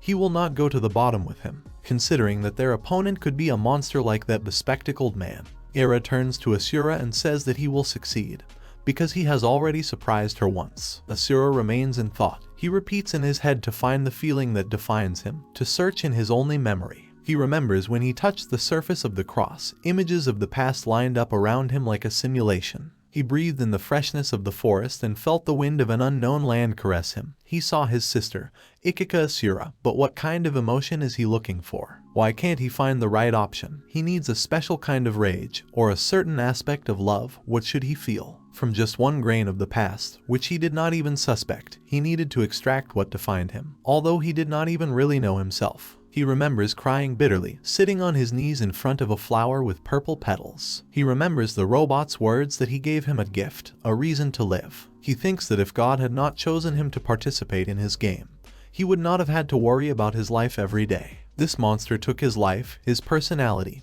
absolutely everything. Because of him he could not even recognize his own sister and himself in this terrible memory. Because of him, he risks dying in a game of crazy games. Asura concludes for himself that he will kill God, become stronger not in order to survive, and to finish off God himself, and all these deities who are watching the lawlessness with bored faces. He will also grind to powder, Tenjin, Sarah, Jurin. In order to finish off God, he will need to make this list much longer. One day he will pick up a piece of paper with his name on it and laugh out loud. Then the Asura's body is covered by this energy. A glaive appears in his hand. Asura abruptly opens his eyes and sees that he is holding a glaive in his hands. He looks surprised and does not understand how it happened. Ira rejoices and tells him that he did it. However, before that he fell out of reality. They tried to get to him, but all in vain. They already began to worry. Asura calmly asks how long he stayed in this state. Taekta replies that he spent 3 hours in this state. Asura thinks that when he came to his senses, the first thing he remembered was a smile, the same grin that appeared on his face after the death of Sarah and Tenjin. He doesn't understand what's going on with him at all. Ira awkwardly cheers, but he did it. Taekta asks Asura what his predestining feeling is. Asura hesitates with an answer and does not know the reason, but Taekta strictly calls his name, demanding an answer. Asura frowns. He does not understand, because every step in the game of God brings him closer to the truth. He remembers the inner voice to finish him off. What is he afraid of? Asura does not understand. Then why it seems to him even now that he is losing himself. His eyes begin to burn. He replies that he has a feeling of bloodlust. Taekta asks again in shock. Asura wanted to justify himself, but Ira says that Asura does not know himself for sure, because none of them knows. Asura thinks, is he really such a person? And after all, the boy in that memory seemed so innocent to him. At which point he lost his way so much that his defining feeling was bloodlust. He gets up from his seat and says he doesn't care. Taekta asks what that means. He replies that he doesn't care what kind of defining feeling he has there. He is no longer the same person that he was before, not the one he saw in his memories. He declares that he has changed, which means that he will do as he wants. Ira is surprised. Taekta remains silent. After thinking about it, Taekta says that, whoever he was before, you can't just dismiss the past. This game doesn't work like that. Ira and Asura are listening intently to him. Taekta says that if he really believes that he can fight with who he really is, then fine. He doesn't care about it either, as long as he is able to kill the enemies that will meet on their way. He asks him to just try not to lose himself. Asura nods. Taekta turns to him and says, since he's caught up, he suggests they warm up before the next round. Taekta summons his weapon and asks if he is ready. Asura answers without a doubt that he is ready. Then Taekta asks Ira, who replies that she is ready by herself. Taekta then suggests to start training. Their last hours at Enio Castle were spent in grueling training under Shinjin's guidance. They fought each other, honing their movements and skills, trying to become one. Shinjin was no longer so ardently hiding his abilities, but it was clear that he was still restraining himself. Ira, on the contrary, openly talked about their abilities and weapons. She even helped them develop various strategies by combining their fighting skills. Her openness was like a fresh breeze. Next to Ira, he felt less alone in this wild game with death. An hour before the third round, the tiny robots patrolling the castle brought them back to the banquet hall. Ira is surprised by the number of people. Asura asks if this is really everyone who participates in the game of God. Ira says she doubts because they wouldn't be able to fit in the same room. Maybe there are other locks. Taekta abruptly says that a certain he has appeared. Asura asks who it is. Taekta tells him to look and points his finger in one direction. In front of them is an unusual person in special clothes, from whom there is a strong energy. Taekta says he's the strongest here. Asura lists the names. Yun, Shinjin, that bald big guy, that is, Toros. He knew that there were many dangerous opponents in the game of God, but none of them scared him as much as this one. Asura asks who he is. Taekta replies that he doesn't know his name because he hasn't talked to anyone yet. Apparently he doesn't have a team. Ira asks if he's going to the third round alone, if he's crazy at all. Taekta says that's not the case. He's just sure he can kill anyone here. Suddenly everything starts to burn. They cover their faces from the light. This is the goddess of war, Enio, shouting that she sees familiar faces here. The Epper robot is following her. She says she hopes they are ready to give their lives. She looks up and announces that the third round begins. The robot says that for the third round of the God game, they asked them to form teams of 3. Those who are ready to move on to the third round can do it right now. The crowd begins to whisper among themselves. The robot says they have 3 hours to enter the gate before the castle collapses. Everything starts to shake. Then the same strong man takes a step towards the gate. His armor sounds with every movement. The goddess Enio smiles and asks him how he feels, if the game is interesting. The man in the armor says she's still annoying. He can't wait to shut her mouth forever when it's all over. The robot asks if he participates with the team or how. He immediately replies that he is alone. He passes by a woman and suggests that she hurry up and finish with it. A man walks into the gate. The goddess Enio starts to get angry. Ira asks if it was her imagination, or if that guy is familiar with the goddess. The goddess screams that he will finish this man. Taekta says it wasn't her imagination, and he doesn't like it at all. Asura says that they all talk to Enio before arriving at the castle. Takeda says that okay, there's no point in thinking about it, he offers to go already. Asura asks to wait and offers to go at least in a couple of minutes. Ira says you can't breathe enough before you die, so it's better not to delay. The robot, holding the goddess by the hair, announces the numbers of the participants. The goddess screams at him to let her in. Appa asks them if they will participate as a team. Takeda replies that it is. The robot asks them to enter. They enter this portal one by one. The goddess wishes them good luck. Asura looks at Aru and thinks that she exudes the same confidence as when he first saw her. He thinks she's not afraid of what lies ahead. He smiles and comes to the conclusion that he only miraculously survived the first 2 rounds. You can't always hope that there will always be someone who will save him. He thinks that this time he will use his eyes and weapons, and will win on his own. They pass through the space of space again. Asura asks Ira if she is nervous. She answers with a smile after a short reflection that she is not nervous. Asura listens to her in surprise. She says that she is only worried that she may suffer, but the wounds will heal. She is confident in their abilities. Asura says this is a good answer. Takeda, before entering the door, says that the ability to manage your emotions is the key to survival. He suggests and encourages them, saying that they will do it. They enter and find themselves in complete darkness. Asura says that nothing is visible. He asks Shinjin to arrange light for them. He says to wait and assumes they are in a cave. Suddenly a fire is burning. Someone's voice says that he has hit the spot. Suddenly all the torches begin to burn.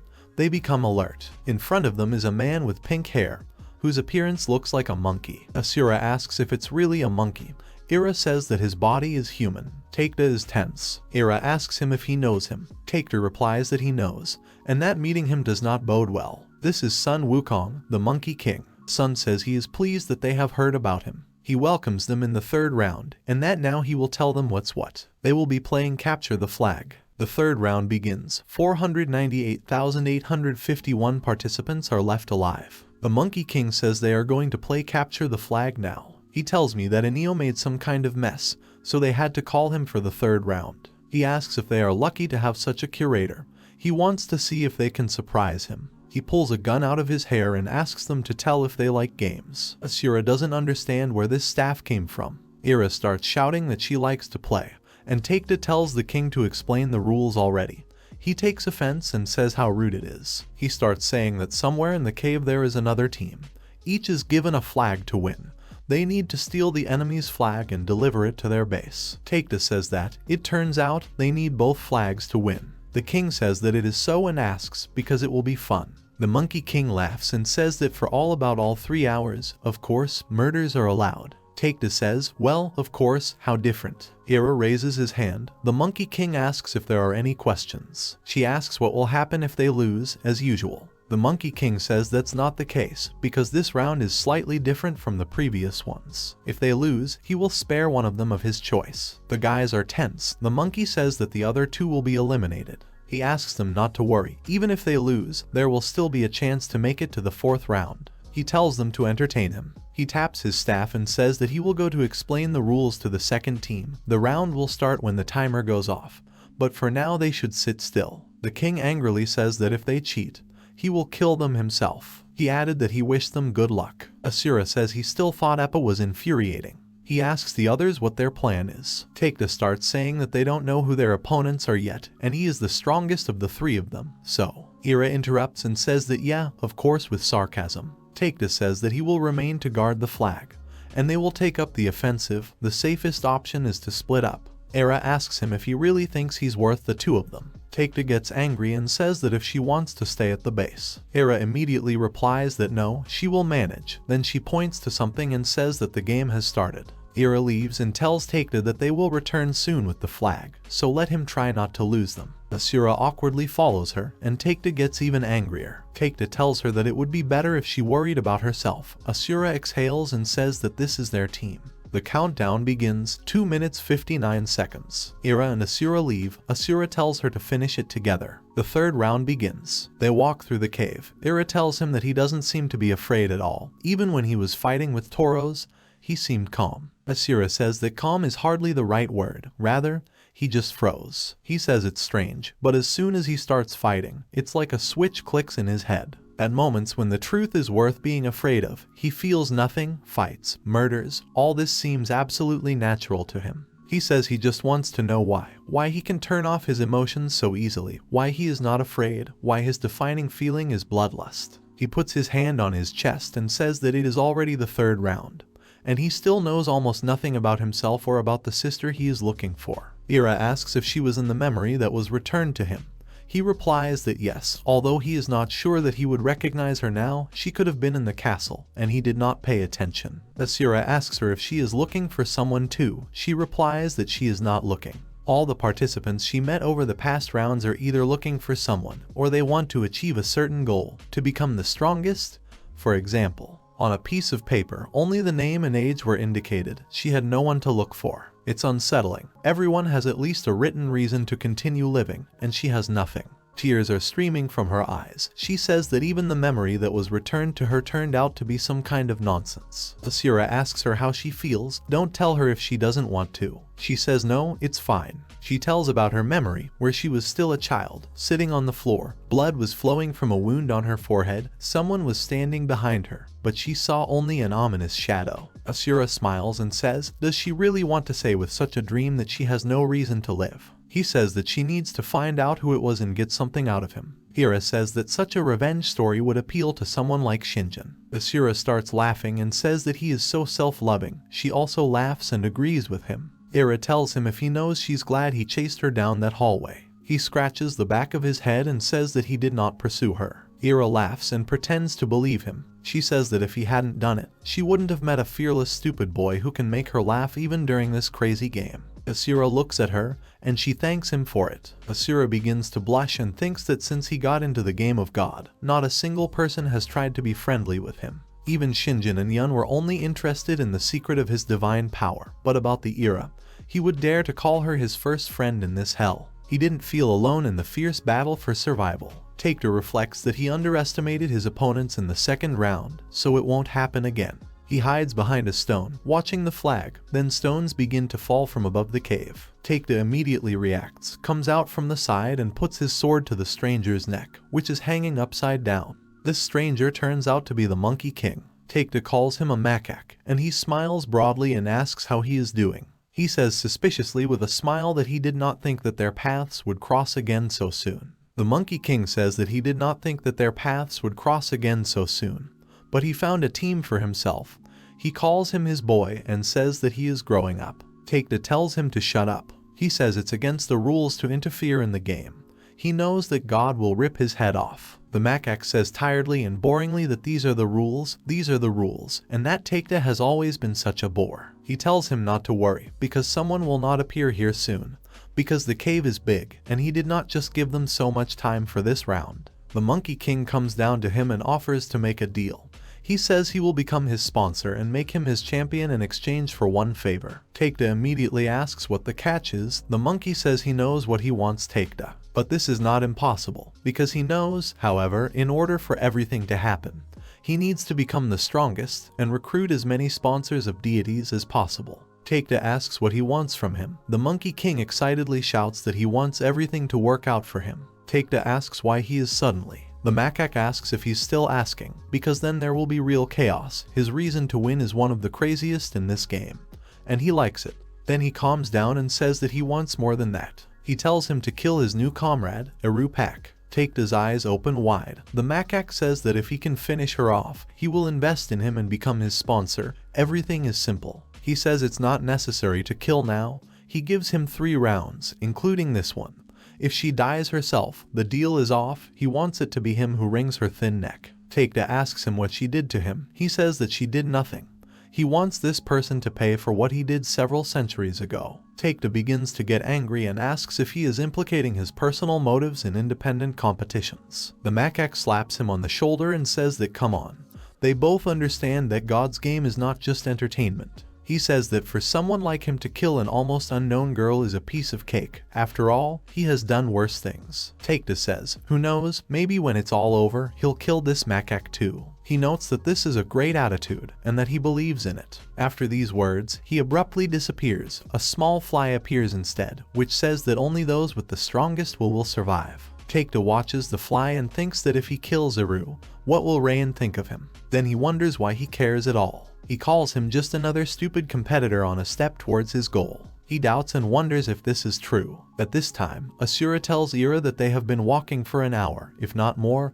He wonders if this cave ends at least somewhere. Ira stops abruptly and asks if he sees it too. She points her finger forward. There is a flag at the end of the cave. Asura assumes that it is. Ira says yes, it probably is the enemy. Asura says that there is no one here. Where is the other team? Suddenly, a fist flies straight towards them. Asura feels and notices it, so he immediately covers himself with his forearms. All the same, Asura is impressed by a blow to the wall of the cave. Ira immediately activates his weapon and stands in front of him to defend himself, shouting to the enemy to come out. It turns out that the enemy says that, apparently, he has a happy day today. Asura sees who it is and understands that things are bad. In front of them is the very Troika, headed by Toros. The girl with blue hair laughs and says that Toros was right, because these stupid people really split up, because the third one is nowhere to be seen. Asura gets up. Toros calls them by their names and says that they have an unfinished business with them. Ira immediately says that Shinjin's plan sucks. Asura thinks that they foresaw that their opponents would split up, so they built a defense hoping to crush them.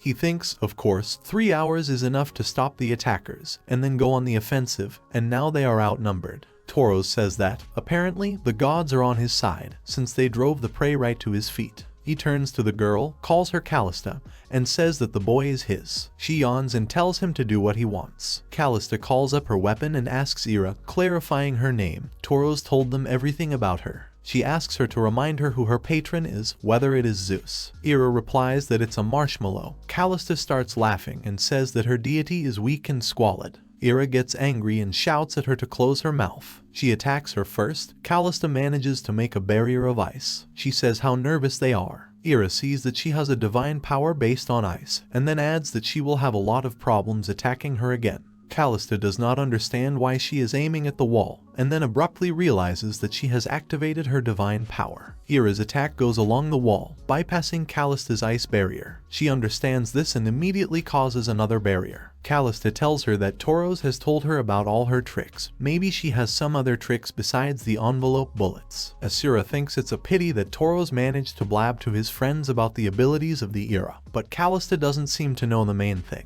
Ira raises the gun up and clarifies which envelope bullets she is talking about. She shoots a bullet up into the wall of the cave. Everything starts to collapse and crumble. Ira asks if she really thinks that her divine power is so simple. She considers it such a nonsense. She directs all the stones with her power in their direction. Callista gets scared, then Toros helps her, who simply throws these stones back with his fist. He tells Callista not to yawn, because her power is not limited to some bullets. Callista thanks him. Asura reflects that it looks like the Ira has decided to reveal its cards. Her divine power, the Flash, allows her to move objects in the direction of view. The larger the object, the more difficult it is to move. The Ira owns it almost perfectly, but Callista's ice barriers provide good protection, and Toro's brute force acts as a frightening attacking power, so this is an extremely dangerous duo, according to Asura. Then he turns his attention to the third guy. He doesn't understand why he's standing there stupidly. This guy keeps staring at them with his eyes wide open. Asura exhales and thinks that if he decided to be a spectator, he does not mind, because there is one less enemy. Asura tells Ira that Callista's divine power is obvious. Is there any guesses about Toros? She replies that he has already seen what she knows. She says that his gloves accumulate the power of the hummock and throw it out like an explosive wave. However, there was something in the second round that she still did not understand.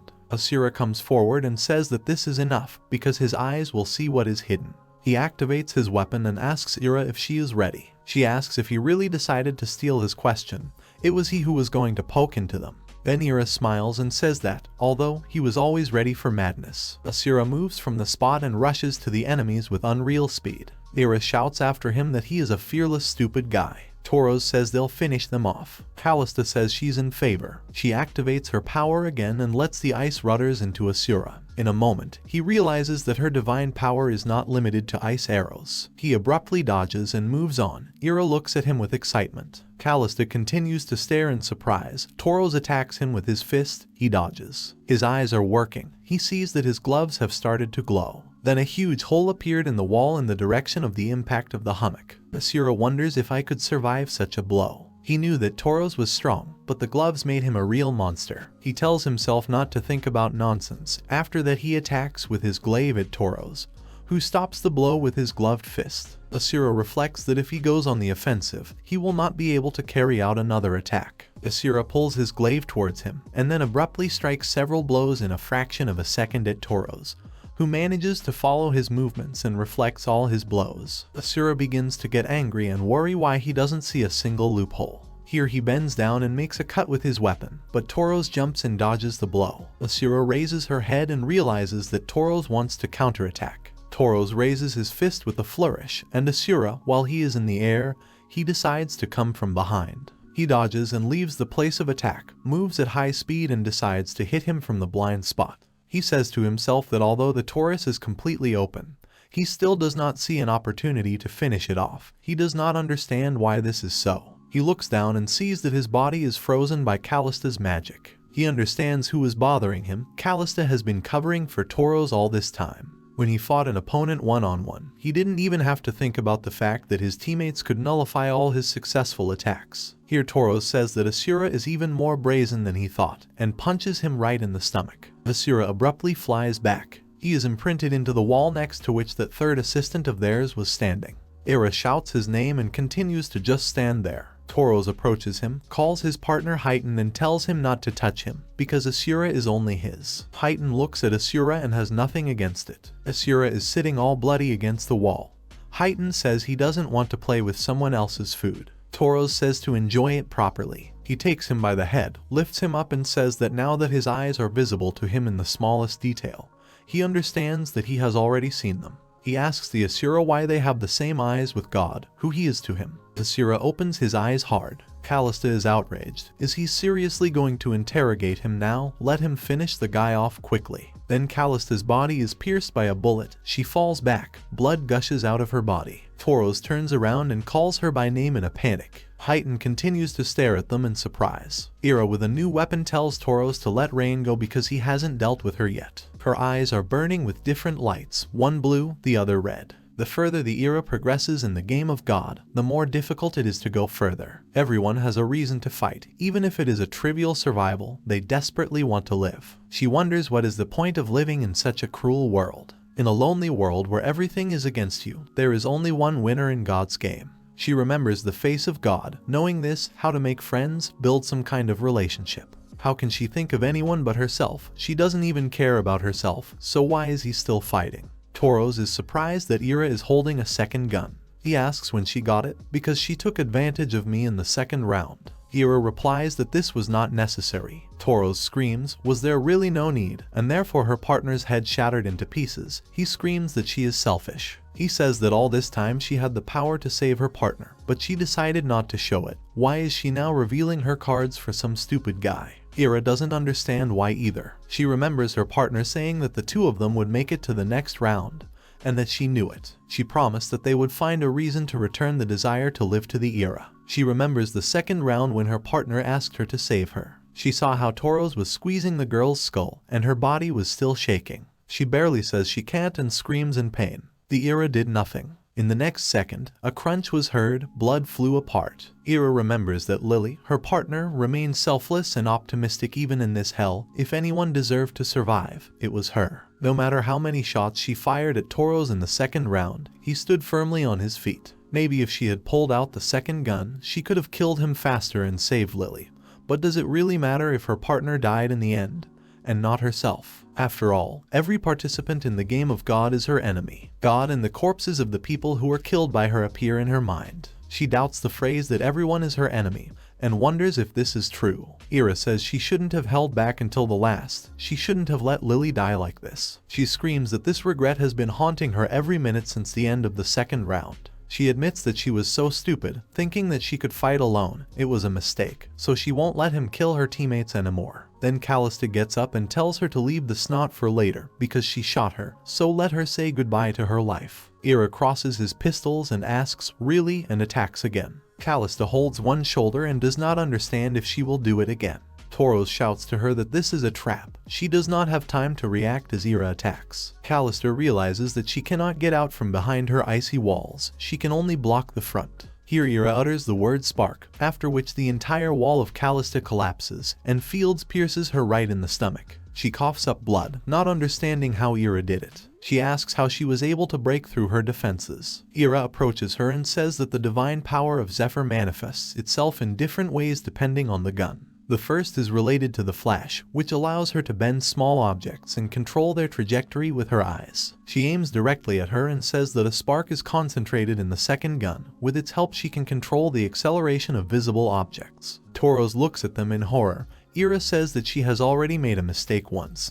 This time she will not hold back. Callista asks if she really has two powers at once, so she asked her a problem, although it doesn't matter to her. Here she summons her divine power and shouts to Toros that now Ira is her prey. Toros, confused, calls her by name. She briefly shouts that he hurt her. She conjures a huge circle around her and says that she will use all her might. She turns to him and tells him not to even dare to disturb her. Heighten and Toros look at them in silence, then the bully tells her to crush the Ira. Callista shouts that she will do it with pleasure. Callista screams, invoking the divine power of Kale. Then numerous knights in armor appear behind her. She calls it cold death. Asura stands up and wonders if she has summoned all these ice soldiers with her divine power. Callista, in a frenzy, screams at her how she feels, and now she orders her soldiers to kill her. As soon as the order sounds, the soldiers move off and go to the Ira. Ira calmly exhales, calls for a spark again and fires multiple bullets from two pistols at the same time. Toros watches them and says that her bullets move as if in slow motion. He does not understand how it is. Heighten explains that the spark allows her to control the degree of acceleration of small objects. They have already seen how she accelerated her bullets. It seems that she can also slow down. Heighten adds that it's better for them to find shelter now. Callista tenses up and says she doesn't believe her eyes and builds the barrier even higher. Ira thinks to herself that she doesn't care about her own life, so what is she fighting for? She calls out loud for a flash, after which all the bullets at once aim at the enemies, hitting one soldier after another. She fired and fired, filling the air with so many bullets that they turned into lead rain. The light coming through the shells wove a red-blue web in the air.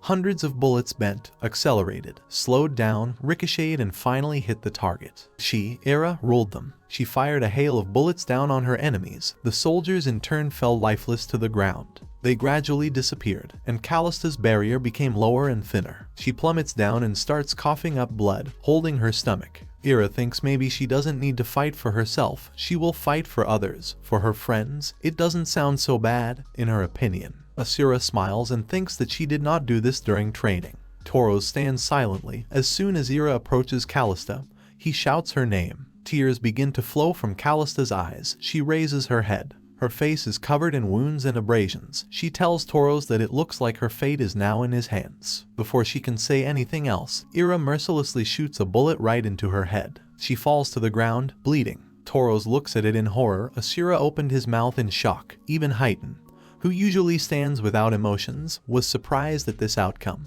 Ira gravely and menacingly calls the name of Toros and announces that he is next, pointing his gun at him. Asura reflects that he knew that the Ira is strong, but it greatly exceeds his expectations. Toros is tense. He asks Heighten if he is not going to do something. He does not answer anything. Toros gets even angrier. He asks if this is really a contract. He replies that if he tells him, he won't want to be his partner. Asura doesn't understand what the contract is. He wonders if Heighten has made a deal with God. He remembers how the goddess offered him a deal. Toros shouts that after he finishes butchering these two, he will kill Heighten as well, so let him sit and watch. Toros swings his fist. Asura moves abruptly and stands next to Ira. She asks him if he's okay, and he says it can't be better. Asura looks and asks if it seems to him or if the blows of the Taurus are getting heavier. Asura's eyes are activated. He says that Toros is getting stronger. Ira asks how he understood this. He replies that he sees it. His divine power is stronger the longer the fight continues. A huge bull appears behind the hummock. Ira says it actually makes sense. She noticed it too when she fought him in the second round. Toros shifts from foot to foot and says that he is already close. His guardian is a minotaur. The more divine power is used around him, the stronger he becomes. Everyone understands that it's because of the bullets of the Ira. He says it's unfortunate for them. He realized it too late. Toros pushes off the ground and rushes towards the two of them. Those two are preparing for battle, taking comfortable poses. Toros is the first to attack Ira with his fist. She manages to dodge his blow. She understands that if the guns of his gloves hit her, then she is definitely a corpse. She understands that the trouble is they don't have time to escape. Everything starts shaking from above, stones start falling on them. Asura jumps aside and shouts Ira's name. He worries if she managed to get out in time. He freezes, waiting for her to appear, but then Toros jumps out from above with his blow. He shouts to Ira that she killed 2 of his partners, so he has to level the number of players on the field. Toros knocks his forehead on Asura's head. At this moment he realizes that he is not just getting stronger, but faster too. The Asura is impressed into the ground by the impact. Then Ira shoots at Toros' shoulder. He starts to bleed. He turns to her in a rage. Ira stands and shivers, breathing heavily. Blood flows from her forehead. Toros activates his power again and shouts that apparently she does not know when to stop. Here she tries to dodge, but her leg is broken, so she can't move freely. The force of the Taurus makes her hand turn. The gun flies off her hands. The next second, Asura hears a long and terrible cry of pain. Suddenly his eyes are activated, and he begins to see the sore spot of the hammock. The light leads him straight to the chest, where the Ira hit earlier. He sees a way to kill Toros and immediately rushes to attack. Then Torosa raises both hands up. Then Asura realizes that the trouble is, he will not get to him in time. The hammock hits the ground with both hands, causing destruction and chaos. Asura immediately flies back and falls next to Ira. Ira is sitting against the wall, holding the other with one hand, breathing heavily. Asura asks her if she's okay. Ira asks what it's like. The longer the battle lasts, the stronger the Taurus becomes. Asura is crawling towards her. Ira picks up the gun and says they need to kill him now before that guy fights. She says she'll cover for him. Asura begins to reflect that he cannot rely on the fact that others will always be there to save him. This time, with his weapons and those eyes, he will win on his own. He gets up from the ground and realizes that the Ira alone dealt with Callista. It's time to contribute. The story of Toros begins. Callista was the second in this terrible game who spoke to him without any fear. The first was a kid whose name he never found out. He wouldn't have given him even 17. He looked at him with a determined look. The guy offered him to fight together. He said it with such confidence, as if he was considered the strongest in this room. He held out his hand to him. Toros didn't care if it was true or not, because only he didn't look at him, trembling with fear. He wanted to be his partner.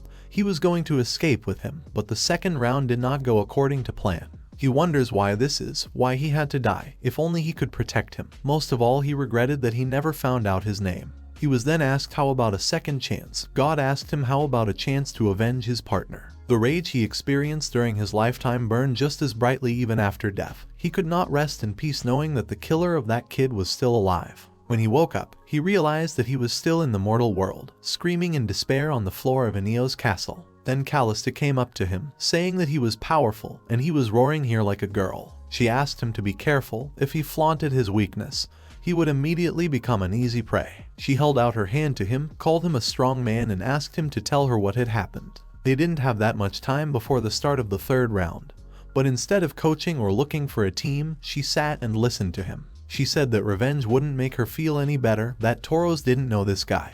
He just liked him. It's not uncommon. She likes anyone who doesn't want to kill her. She asks him if he's really going to avenge a man he didn't really know, and he nods. She adds that he is taking revenge for someone whose name he does not even know. He claims that he was still a child, and his killer is still alive. Callista says he didn't really have a choice. It's a condition of the game. She says she feels sorry for him, of course, but he's not the only one who lost a comrade in the second round. Then she suggested that he unite and find this killer of his together. Toros asks in surprise if she really wants to be on the same team with him, after everything he told her here. Callista says that she knows that he is strong. He's just completely limp right now. Seeing his friend die is bad, so she suggests that he cope with this pain together. He rejoices and starts eating meat. Callista smiles and tells him not to talk with his mouth full. She calls it disgusting. Toros remembers that he laughed then, for the first time since arriving in this nightmarish place, from the memories given to him by Yoroi. He learned that he had once been a builder. Killing and watching others die is definitely not his type of life. In the game of God, he has to be intimidating to scare his rivals, but how did he live before all this madness? He is interested in what his comrades were like before the game, people dear to him. He remembers how happy he was with tears in his eyes. Returning to the cave in real time, Asura abruptly comes out of the smoke and attacks Toroso. He manages to catch his weapon, but immediately notices a blue bullet flying out of the smoke. She is surprised that Ira is still alive. He deflects the bullet and says that then he will deal with Asura first. He remembers the murdered boy, sees the dead Callista, anger and regret envelop him. He asks why so, punches towards Asura. He tells Asura to just let him kill her. Asura dodges his punch by leaning down. The next second, Toros looks down in surprise. Asura swings his glaive at his legs. Toros falls to his knees, blood flowing from his feet. As soon as he falls in front of Asura, he raises his glaive and aims it straight at his chest. Toros abruptly grabs the tip of the glaive and holds the blow. Both Asura and Toros are shaking in this position. Then he gets a bullet from Ira right in his shoulder. Then Ira fires more bullets, which stab him right in the body from different sides. Toros coughs, but still holds on. He barely says that she killed 2 of his friends. He shouts his name furiously, blood gushing from his mouth. Asura holds the glaive tightly and says that he understands him, and then abruptly plunges his glaive right into the chest of Toros. Toros still holds on and begins to realize that he will not be able to take revenge then. Ira is sitting against the wall with a broken arm and leg, continuing to shoot. Suddenly, Toros takes Asura's head in one palm and shouts that then he will at least drag her partner with him. Toros begins to squeeze Asura's head. He screams in pain. Some cracking and crowbar sounds are heard. Ira can't get up from her seat and points the gun at the hummock, shouting Asura's name. Toros remembers Callista and thinks, if not revenge will remove this burden from his soul, then what then? Suddenly, Toros himself lets go of Asura's head and falls on his back with the thought that he has had enough of this game. Asura holds her head in surprise. Toros' head turns towards the girl. He says that maybe next time it will work out. Tears continuously flow from his eyes, his lips tremble. Asura, with regret and sadness, sits on her knees in front of the hummock, turning her head to the side. Asura takes the note and reads the information. His name is Toros Fernandez, a 33-year-old man who has spent most of his life alone, looking for those he can trust. He gets up and apologizes to Toros for taking it away from him. Behind him stands Heighten. Ira is still sitting against the wall. Asura turns to Heighten and says that, as he understands, he will not let them just take their flag. Heighten smiles and says that no, and that everything is as Toros said, he made a deal with the deity. Asura asks what her conditions are. Heighten replies that he needs to kill the whole team alone. Here a certain black force is attracted to Heighten. A kind of toy, similar to an octopus, is formed in his palm. Asura watches him in surprise. This toy is worn on the guy's arm. Heighten asks, naming the toy Cthulhu, what he thinks about these two. Cthulhu tells him that they are weak. Here both Ira and Asura are horrified that his puppet is talking. Heighten says that he completely agrees with him. One is about to lose consciousness, the other is barely able to stand on his feet. He asks Cthulhu again how he thinks which one of them is stronger mentally. Cthulhu replies that it is a boy. Heighten is unhappy with the answer. He says that he bet on the girl. The toy answers him that he will see everything for himself. Asura prepares for battle and says to himself that he is a weirdo, although if he kills him first, it will no longer matter what strange power he possesses. Here Asura attacks first. Heighten grins. He tells the toy that they are starting. Heighten's eyes suddenly disappeared and were replaced by black holes. He invokes divine power. Asura stops abruptly. Heighten says that this is a crazy dreamer. They find themselves in total darkness. Asura calls Ira and does not understand if this is an illusion. He lowers his weapon with the thought that if there is some kind of mirage in front of him, at least there should be a solid floor under his feet. His weapon is rapidly flying down. Asura is horrified. He thinks, has he really moved him somewhere? What is going on here at all? An inner voice tells him not to panic, calling him a boy. Asura raises his head. His eye starts to burn. The voice tells him what to be afraid of, because he knows what it is. Suddenly, Cthulhu appears in front of him. He asks him what he fears most, maybe death, maybe God, or himself. Asura raises her head and sees a huge purple octopus with fiery eyes. He's not just an octopus, he has human hands in addition to tentacles. Suddenly, his body is replaced by another and says, maybe he is afraid of losing his new friends, exposing Ira and Takeda to him. Asura's inner voice tells him not to move. Asura clenches his jaw. His teeth start to creak. Cthulhu wonders if he is not afraid of this, then he suggests that he try again.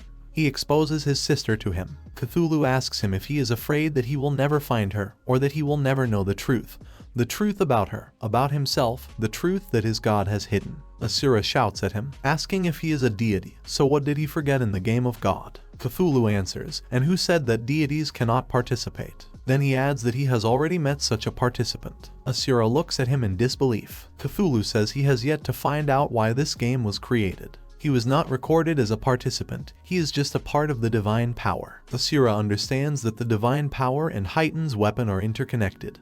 just like the flash and spark of an era. Asura thinks that the weapons of the era can kill. He wonders what is the meaning of Heighten's power. An inner voice tells Asura that it's time to kill this creature. Asura's eyes begin to burn and emit lightning. He realizes that he doesn't see anything in the monster's body. He realizes that the path to opportunity probably leads to Heighten, so he was right that this is just an illusion. A red bullet pierces his shoulder. Blood gushes from the wound. The whole illusion is cracking. Heighten tells Cthulhu that he was right because he escaped from the captivity of a mad dreamer. Asura sits down on one knee in pain and groans in pain. Here Cthulhu says that it's his eyes. The divine power of this kid allows him to see through their mirages. Heighten says that then you just have to blind him. Asura looks at his wound in disbelief. He did not understand why she fired a bullet into his shoulder. He turns around and sees Ira's gun pointed at him. She begs and asks to stop it all. If you look closely, you can see that her eyes are now also replaced with black holes. Tears flow continuously from her eyes.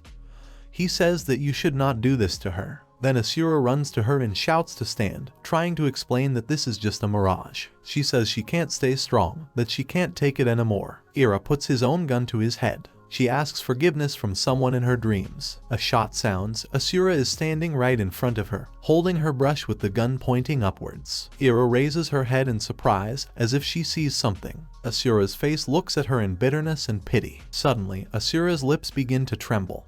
He clenches his fist and gives a big blow right in the face of Ira. She falls on her back. Heighten says it's not bad. Asura stands in front of her and asks her for forgiveness.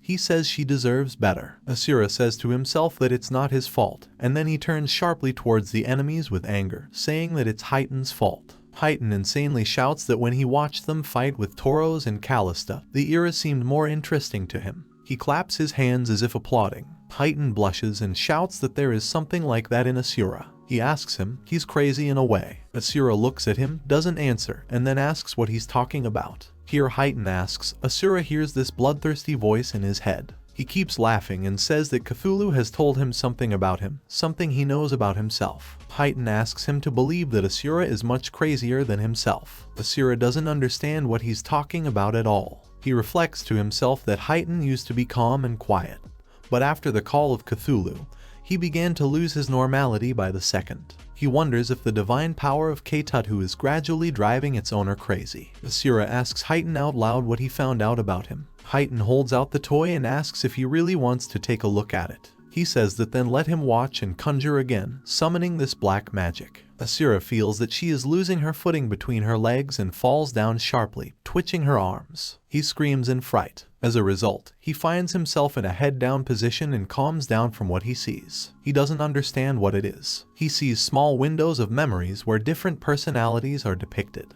He sees a man the same way he sees a woman. Then he sees a little boy, very similar to the two previous people. He made a swan out of paper and is very happy about it. Asura doesn't understand who they are. He finds himself in a room and is horrified. His pupils begin to tremble. He sees the extinguished incense, a small hand covered in blood, which holds a paper swan. In front of him are these people whom he saw earlier, only they are all covered in blood and dead. Asura asks why he's showing him this. He doesn't understand why he's crying. He doesn't even know who these people are. Then his inner voice says that he still knows them, he just doesn't remember. Suddenly these dark forces disappear, the mirage ceases. Here Asura angrily asks how he knows that this is a real memory. Heighten replies with a smile that from nowhere, but his body knows about it, his other personality. Asura notices that his hand is continuously shaking. It's the first time he feels something like this, a rage that wasn't even his. Heighten says in anticipation that he would like to see him, the madman who has been hiding inside him all this time. He says that Cthulhu told him about him. He is one of the main madmen of this game. Asura is holding on with all his might and wants to say something that he is not like that. Here Cthulhu tells him to stop acting stupid. He knows perfectly well who they are talking about. Asura really hears an unfamiliar voice that speaks to him from the depths of his consciousness. He knows about the part of him that felt relieved when Tenjin and Sarah died. It's the one who smiled whenever he survived. He remembered when he first saw the corpse in the game of God. It was as if a switch had suddenly flipped inside him. Here Asura begins to change. His facial expressions change. Here again, he's already saying out loud that he pulled him out after all. Heighten looks at him with fear and expectation. They see that even the position of the Asura's body has changed. He looks at his enemies with a certain fatigue and confidence. Dark purple energy emanates from him. He looks at the two of them hatefully and asks in a serious and even voice what he wants from him. The awakened inner voice of Asura asks Heighten and Cthulhu what they need. Heighten in a rage begins to shout that it's him, the real Asura. He shouts to Cthulhu that they have succeeded, and that now he will finally be able to show himself and kill. Here Cthulhu tells Asura that he wants to make him his champion. Here Heighten abruptly calms down and asks in perplexity what he is saying, because this was not part of their plan. Asura tells him that he is dreaming. Both look up at Asura. Asura asks if he really thinks that he forgot about what he just showed him, because he knows that this is a sore subject for him. Cthulhu then says that everything is as he thought. Asura remembers everything. Heighten is surprised. He is shocked that he remembers the past, although God has not yet awakened his memories. How is this possible? Here Asura smiles maliciously and says that God cannot restrain the real him. He calls them stupid and asks them what they think. For what reason he gave him these eyes. Heighten's silhouette is reflected in Asura's bloodthirsty purple eyes. He says that God has bet that he will be the first in his game. Heighten here asks Cthulhu if he is the champion of God himself, because he did not tell him about it. Cthulhu asks if he will not accept his offer, because with another divine power he will rise to the top much faster. He tells Asura not to be a fool. The illusion appears again. Asura asks if he really calls him stupid. In his opinion, it was stupid to summon him, properly enraging him before that. He asks if he thinks he's forgotten about what happened to his family. He tells him to mind his own business. The whole illusion breaks with a bang. Heighten begins to panic and says that their mirage is collapsing. Are the eyes of God reducing illusions to nothing? Cthulhu replies that such a thing is possible only if he wishes it, but he does not have enough power to destroy all their illusions in a timely manner. Cthulhu tells Heighten to finish off Asura because he is wasting his talent. Asura laughs at his words and says how loud they are. Asura moves around the cave and asks Cthulhu if he can answer for his words. He abruptly pushes off and moves towards the toy. Heighten uses the illusion again, puts them in the desert. A huge pit appears before the Asura attack. Asura asks him if he really thinks that this will stop him. After these words, he immediately destroys his illusion. Heighten starts to be afraid because Asura has broken through again. He invokes divine power. A train appears in front of the running Asura, going straight to him. He shouts with the same smile when they realize that they can't stop her like that. He ruins this illusion again. The train disappears. A frightened Heighten stands in front of Asura, who backs away. Asura approaches him with his glaive, then Cthulhu intervenes and releases dark forces from himself. As soon as Asura jumps with an attack, the silhouette of the woman he saw in illusions appears in front of him. She looks at him in fright and calls him by name. Asura remembers her image sharply and hesitates for a second, but then decides and still attacks with her glaive, despite her presence. The illusion is cut and disappears. Heighten manages to sit down and get away from the blow. Here Cthulhu lets out black smoke again, but Asura jumps up, not realizing what it is. When he lands, he sees several silhouettes of Heighten, many of his clones. One of them says that they really have a madman in front of them. The second clone adds that he had just killed his own mother. Asura replies to them that this is not the case, because she was already dead. He makes a wave towards one of the clones, seeing a purple dot on his chest. The clone disappears. He is attacked by another, from which Asura easily dodges and immediately hits with his glaive. Asura understands that it was another clone, and for some reason he cannot dispel these illusions like the previous ones. Then Asura begins to use the force even more and says with a crazy smile that it's interesting.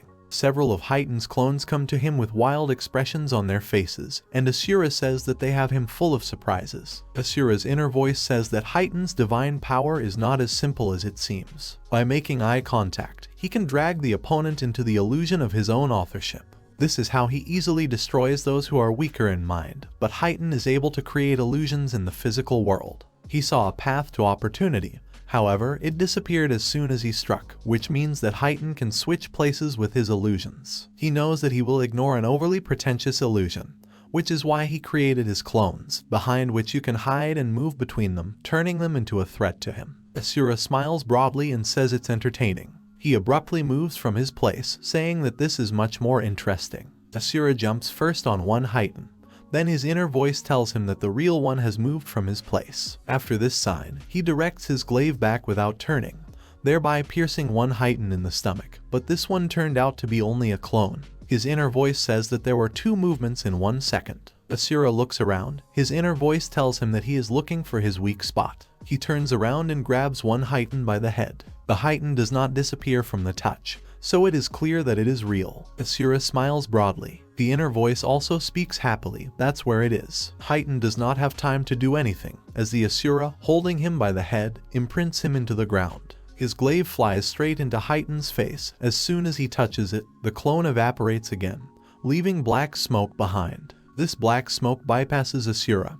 He looks down uncomprehendingly. Asura turns back. He sees that Heighten took Iru in his hand and put her own red gun to her. Heighten shouts at Asura not to move. He sets a condition that in a bad case he will kill her. Asura smiles and asks if he really thinks that a girl unknown to him will save Heighten. Heighten clearly did not expect this. Cthulhu tells Heighten that he is not bluffing, because he remembers how he dissected the illusion of his own mother. Asura holds the glaive tighter and says that the octopus is right. Nothing will stop him from killing Heighten. He says he will start with the hand on which this doll is sticking out. Heighten asks with horror if he will just let his partner die. He quietly says that he will have time to move. Then Asura tells him that he will catch him again. He asks who cares if she dies. He adds that there will still be only one survivor in this game, and he is sure that he will be the winner. Asura wanted to throw his glaive towards Heighten, but something prevents him. His legs stopped moving. Asura tries to resist more and more, raising his hand, but his body seems to be controlled by someone. Asura's inner pure and truthful voice tells his evil side that he will not let him kill his friend. Suddenly, his own hand sharply grabs his own neck. The inner evil side gets angry and calls him a little bastard. He's talking to himself that he's doing what he couldn't. The glaive falls from his hands. The evil Asura tells himself to the innocent that he is winning this round for their sake. The true Asura answers him that he doesn't need his power. The evil Asura asks if he really thinks he can get the body back just because he wanted to. He calls it pathetic. His body falls to one knee. Another part of him says that he is the real one, and that he remembers everything, and that one is just a blank sheet, a naive kid who knows nothing.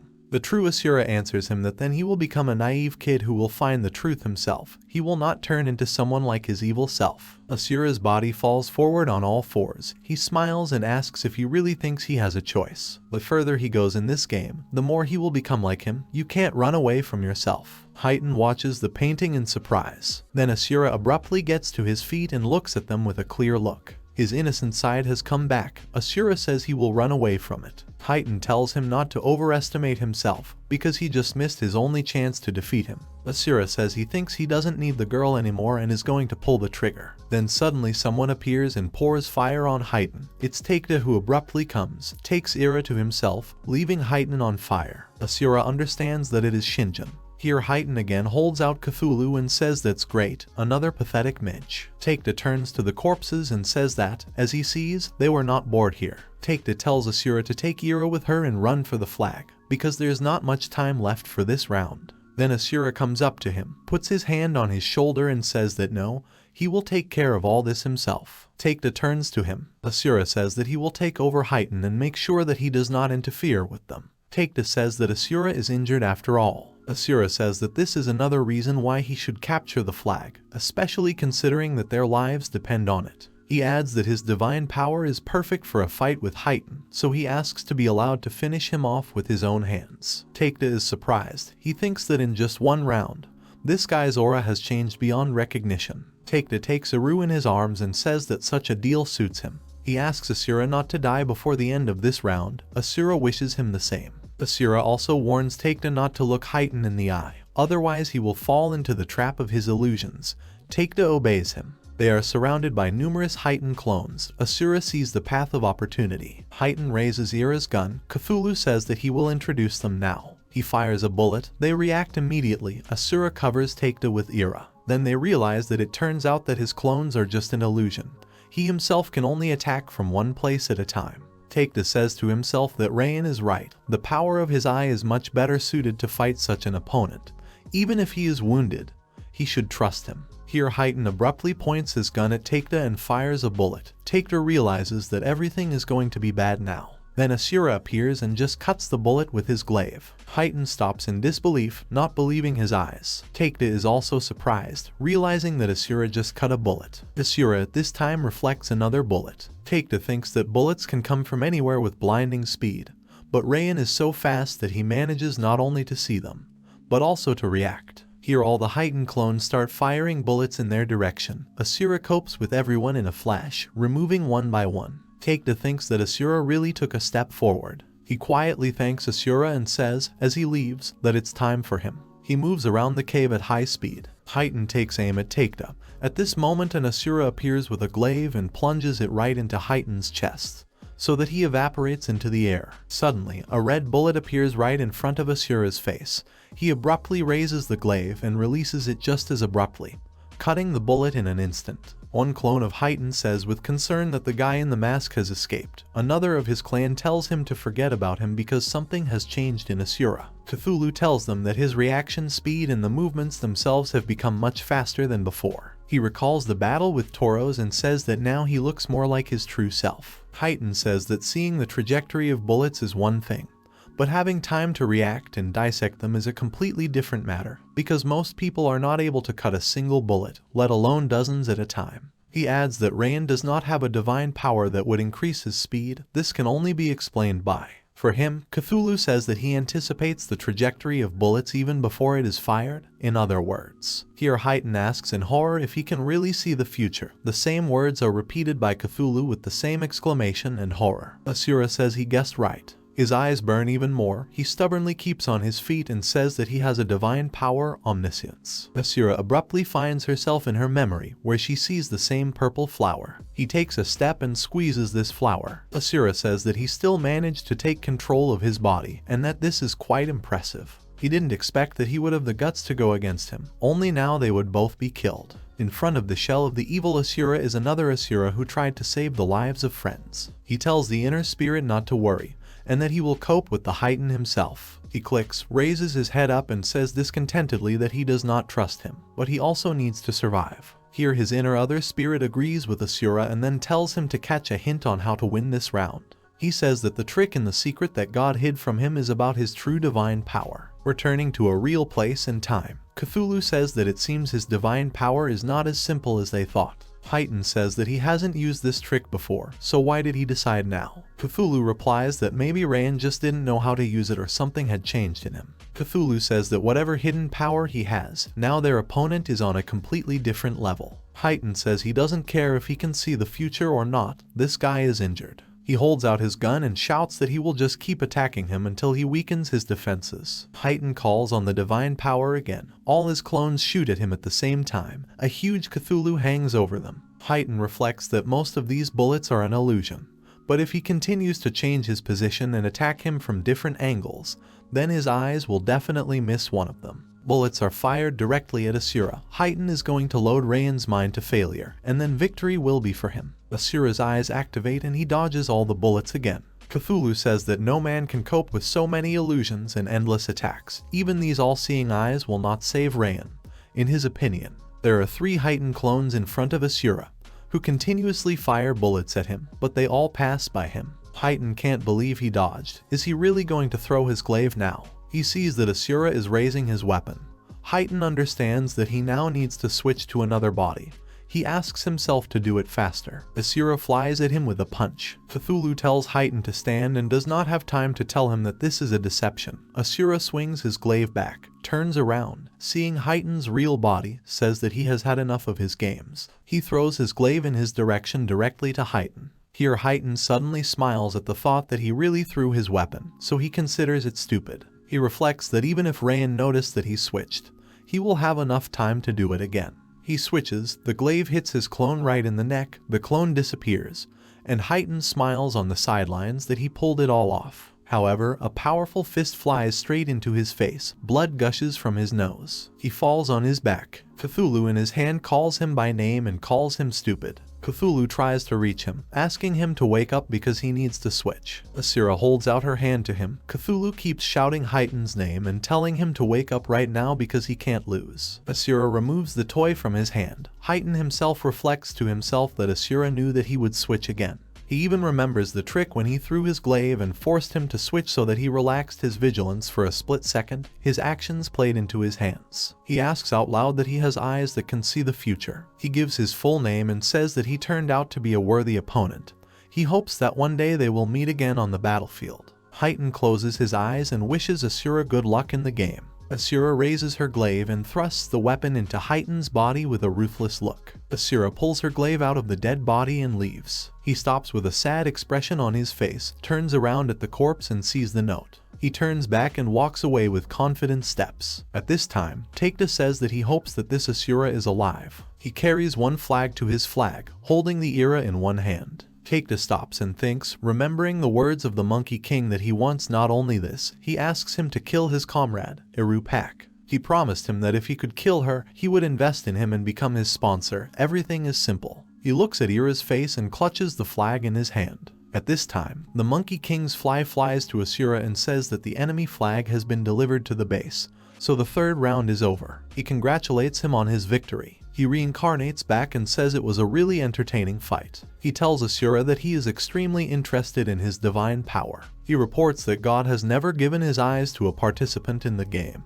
He keeps thinking how much they can see. He says whether Asura knows that this secret does not give them, the deities, peace, but then asks him to tell what the secret is. Suddenly a door appears. The king says that he himself wants to figure out how his power works. He points to the door and tells him to go ahead. Like the rest of the winners, he moves on to the next round. Asura passes by asking where Shinjin and Ira are. From this question, the Monkey King immediately smiles and asks why he doesn't find them himself. Asura stops and thinks about his words. He turns the door handle and opens it. The wind blows sharply. The Monkey King just pushes him inside. He finds himself in an empty room. The door closes abruptly. He doesn't understand what's going on and what just happened. Then someone calls his name. He looks up and sees Yoon in front of him. Yoon says that he is so pleased to see a familiar face. He knew that Asura would pass the third round. Asura says he survived too, so he's so glad. He asks what about Kayla. Yoon says that everything is fine with her. They came to victory together. Then he stops abruptly because the door opens and the same strong man walks in with a golden glow. He tells them with a withering look that they are at God's game, so friendship has no place here. Asura tenses up and realizes that he is the strongest of Enio's castle. He wonders if he went through the third round alone. Yun tells him that come on to him, calling him Alpha first, and then adds that, although it's better to call him a killjoy. Then the fourth one comes in and greets them. It's a girl with turquoise eyes asking if the next round has already started. Asura tells her that he doesn't know, and Yun thinks about it and says that she is a cutie. Asura asks why Wukong separated them from their teammates. Yun replies that he doesn't know, he just shoved him here. The girl asks if this is another waiting room. Then Wukong comes out of the wall and says that this is not the case. In fact, he just wanted to play a bonus game with them. Wukong says that he likes to gather his favorites in an additional competition, the winner of which becomes his champion. He abruptly pulls out a gun and says that in the game of God, skill and talent are most important. He does not dispute this, but it seems to him that some rounds lack the main thing. Then he holds out his hand with a gun and says that there is not enough luck. Here all four participants freeze in complete shock. Yun and the strongest are hostile to him. Wukong shouts that today they will check their luck. He puts the hollow of the gun to himself with a wild smile. At this time, at the meeting of the deities, the goddess of war Enio is kneeling in front of the god himself. God tells them that he gave them only one rule, but she ignored it. He repeats aloud the rule that they cannot choose the same champions as him. If you give them even more power, the balance of the game will be disturbed. He clarifies that we are talking about Reyan Asura. Enio, with blood on his face, asks him what is so special about him, Reyan Asura, so she declares that God is talking about balance here, and he puts a stick in his wheels. She tells him that he hid his divine power and access to weapons from him, and in the first round he was in shackles at all. She's already yelling at him if she's right that this guy is his champion, but he wants him to lose. She declares that God is afraid of him. God continues to look at her with a merciless gaze and says that he wants to know who Reyan Asura is. In that closed room, Wukong says that today's game is one of his favorite games. He says it's Russian roulette. He reports that the rules are extremely simple. There are 3 bullets in this gun. They must be put to the head and shoot. If there is a bullet in the chamber, they will die. He declares that they will play until only one remains alive. Asura shudders at such rules. Yun asks if it's really just chance that decides everything in this game. He replies that this is true. The reality is that there are not enough skills or talent to survive in their world. Apart from this, it is important to have a trump card up your sleeve and be able to choose the right moment. The Monkey King twirls the gun, abruptly puts it on the table and asks why they don't start with Yun already. Yun lowers his head and looks at the gun and is about to take the gun. Here Asura asks him to wait and think first, because there must be another way. Yun picks up a gun and asks about another way, because it's in a deadly game where everything depends on luck. He points the gun at himself and says that such a pathetic attempt to scare them does not surprise him anymore. He pulls the trigger, there is no shot. Yun exhales with relief with a smile. His legs are shaking. He himself says that he was really scared. Asura was also scared. He hesitantly says that there was no need to hurry so much. Yun shouts to the strongest, calling the big guy that it's his turn now. The big guy picks up a gun, then the girl shouts that it's not fair. Isn't it true that the strongest must win in the game of God? She screams out of anger, then why choose a game where everything depends on luck? Wukong says it's a good question. Then he replies with burning eyes that it will be more interesting this way. The girl calls him a psycho. At this time, the big guy tries a gun on himself and stays alive. He hands the gun to the girl. She's worried. Asura begins to worry. Yun tells him to keep his nose up and that they will all get out of here. The girl begins to tremble with fear. She continues to stare at the gun in horror. Her lips tremble. Wukong tells her to stop stalling and already play, or he will kill her himself. Here Asura begins to reflect that, unlike the previous rounds, there is no timer here. Besides, for some reason Wukong does not call this game the 4th round. He thinks that after the 1st round, they were sent to the waiting room to Yo-Yo, after the 2nd, to Enio's castle. The gun in the girl's hands is shaking. Asura understands that something is wrong here. He wonders why after the 3rd round they immediately jump to the 4th. This game is generally official. He thinks that if this is not the case, then Yun is right. Suddenly there is a way to make all 4 survive. But with each turn the probability of survival is less and less. The girl finally puts the gun to her temple. Asura continues to reflect that there are still 3 bullets in the chamber, which means that their chances are equal. The girl begins to tremble and cry even harder. She fires a bullet, it goes through her head. The girl falls and dies. Asura looks at it in horror. Wukong rejoices and says that it's perfectly played, just fine, and that there is already 1 on the account. There are 2 left. Wukong approaches the murdered girl, takes the gun and hands it to Asura with the words that they will now see how lucky he is. Asura picks up a gun drenched in someone else's blood. He continues to stare at it, breathing heavily. Sweat flows from the Asura's face. He turns his head to the girl, thinks about it, and then tells Wukong if he knows that they, the gods, are too cruel. He invokes divine power. Wukong is surprised and thinks, is he really using omniscience? If this power allows him to see the future, he will understand whether there is a bullet in the chamber or not. Wukong understands that no one knows how far he is able to look into the future, and if there is still a bullet there, what will he do then? Asura first puts a gun to herself and asks Wukong if it is possible to spin it again. He is surprised. Asura seriously repeats his question, and then says, after all, he wants this game to become more exciting. Isn't it more interesting if the chances of death are reset in each round? Wukong freezes in shock, then smiles and says that he agrees to this. Wukong picks up a pistol and thinks to himself that this means that he saw a bullet in the chamber. Asura turns to Yun. Wukong understands that the repeated rotation of the drum will increase his chances of survival, but he is right in his opinion. Asura turns to that bully and gives a sign.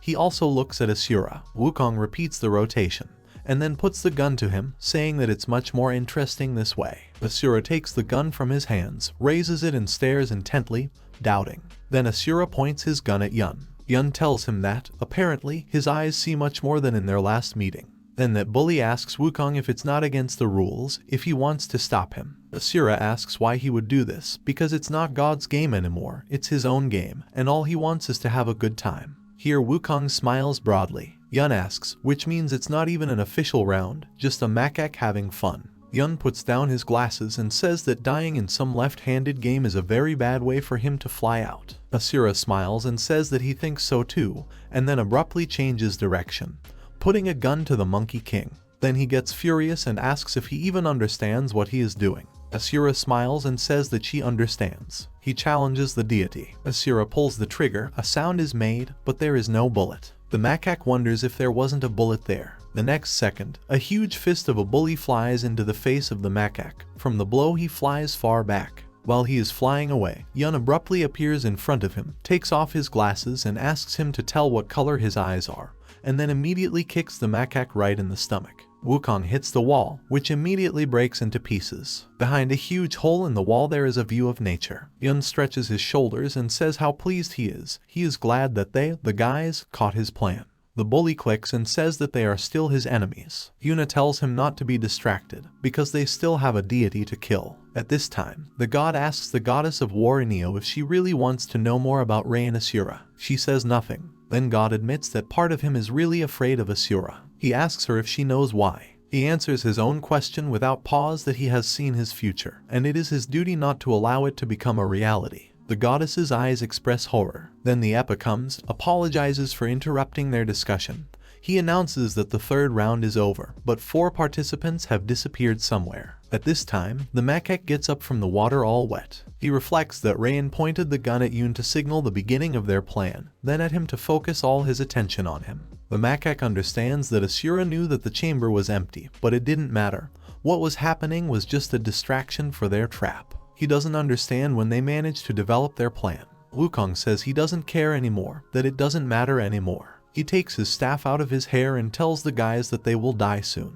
The 3 go to him. Yun says that they finally have a chance to take revenge on these terrible deities. Yun says that he hopes that Reyan's eyes will be able to follow him. Then he pushes off from the ground and goes to attack Wukong. Wukong throws his staff at him, but the weapon misses Yun's face. Wukong then makes a punch, but Yun dodges, leaning down and immediately attacks with his fist. However, Wukong himself also moves quickly and dodges the blow. Yun did not expect this. He wonders if he is really that fast. Here Wukong does not lose the opportunity and pulls his hand to Yoon's head. Yoon is wary. However, a bullet flies into Wukong's face. Wukong manages to bend down. The bullet flies past his face. This shot was made by Asura. Wukong falls back into the water. Above him, the bully swings both fists and hits right there, causing the water to splash in different directions, which forms a huge wave. Asura sees this and thinks how strong he is. He wonders if this is really his divine power. Then the bully realizes that Wukong managed to dodge and disappeared.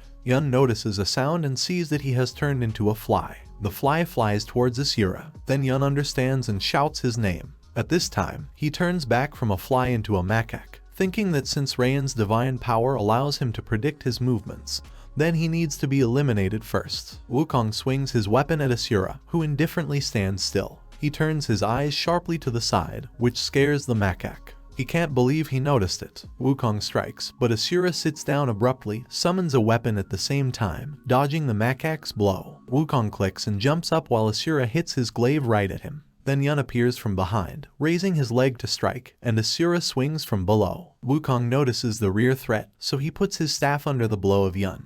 But unable to withstand the power, Wukong flies back and is imprinted into the wall. Yun asks Asura if he is fine. He replies that he is fine. Asura says that if they want to get out of here alive, they should be as honest with each other as possible. He says he doesn't know if Viking will agree to it, but the best thing they can do is become a team. He knows that the participants in the God game want to hide their strengths from each other, but he will do everything possible to get out of here alive. Yun is surprised by Asura's words. He goes on to say that if they understand how their abilities work, they will be able to defeat him. Asura tells Yun that he will reveal to him the secret of his power. Asura says that his divine power is omniscience. This helps him to look into the future for 15 seconds, but, of course, knowledge of the future will also change his presence. If he acts differently, it's because he knows the future, then the future will change. If he pointed a gun at him, at Yoon, and fired, he saw this outcome. He also saw the result of shooting himself. In other words, his eyes can see any actions in the future that he wants. Wukong gets up from the ground and sees Asura and Yun talking. He wonders what they are up to there. Yun says enthusiastically that they are very lucky with their powers, in the sense that they are very strong. Asura agrees with him and says that he thinks so too. A Viking comes, slaps Asura on the back of the head and tells them to stop soaring. He says they're in the middle of a battle. Yun asks the Viking if he is having fun at parties. Asura asks if he will at least follow his instructions. The Viking tells him to get rid of him. Yun sighs and says he wasn't surprised. Asura reflects that if this guy doesn't listen to him, then any future where he changes his movements is inaccessible. Asura says it looks like Viking decides a lot. Yun tells him to just warn him if anything bad happens. Here Wukong is advancing on them, shouting that they are audacious people really think they have a chance against him. He shouts that he is God. Those 3 are preparing for battle. The monkey invokes a communication spell, after which the Viking's hands become immobilized. Asura notices this. The Viking shouts to Wukong that she is a cursed monkey. Yun and Asura attack him together. They simultaneously attack him from different sides, but Wukong skillfully evades and attacks back. Here the Asura brandishes his glaive, which falls only on the hair of the macaque. Wukong gets angry and is going to attack Asura, and Asura throws a gun to Yun at the same time. Yun catches the gun and was about to put a bullet, but then the fist of the macaque arrives. He realizes that he may not make it. However, an Asura appears here, which with its glaive changes the direction of the Wukong strike. Yun and Asura fall painfully to the ground. Wukong does not waste time and jumps with a kick towards Asura. He simultaneously shouts that his annoying eyes continue to ruin the fun. Here Yun and Asura find themselves in the shadows. The macaque's body abruptly turns into a huge elephant with the help of 72 transformations. Then Yun picks up Asura and runs away from the elephant's huge legs. They land. Asura thanks Yun for saving him, who asks him not to mention it. Yun reflects that he can't keep up with the Monkey King. He starts telling Asura that, as he said, they shouldn't hold back. He says, taking off his glasses, from which two different energies emanate, that maybe it's time to show everyone what he can really do. Wukong is surprised by this turn. He sees two huge spirits behind Yun. Yun summoned a divine force, namely a double storm. A frenzied energy emanates from Yun. Wukong sees the storm gods, whose names are Ryujin and Fujin. He asks them if they really chose this guy. The Viking, still bound by magic, raises his head. Asura tells Yun that she will back him up. Yun throws away his glasses and says no offense, but he shouldn't do it because he can't fight anymore. Wukong stands calmly and says that his speed is not something to brag about. He doesn't finish his thought as Yun abruptly appears right in front of him. Before he has time to react, Yun kicks Wukong that he flies back, knocking out his teeth. He doesn't understand how he was able to accelerate so dramatically. While he was falling, Yun moved from behind and kicked him down a second time. Wukong's body is rapidly falling down. While he was falling down and thought that Yun was at least 8 times faster than before, Yun was already right in front of his face. Yun punches his fist right into Wukong's stomach so that he flies back at high speed, driving into the ground again and again. Asura realizes that even he can't keep track of him. He sees only the smoke from Yun's movements and his next point after the movements. Yun moves several times and hits the macaque again and again. Wukong tries to get up and grab his staff as soon as Yun appears behind him with a powerful fist. Wukong manages to take the staff and swing it, which Yun sees. He immediately jumps up from the ground, avoiding a blow. Yun begins to get angry and accelerate even more, leaving only the wind behind him. He moves from one place to another and immediately prepares his leg for an attack. He hits his heel right on the face of Wukong, who again flies far away and is imprinted into the wall. Yun lands and regains his breath. Then he swings his arms quickly, forming a kind of mill, from which flames suddenly go towards Wukong.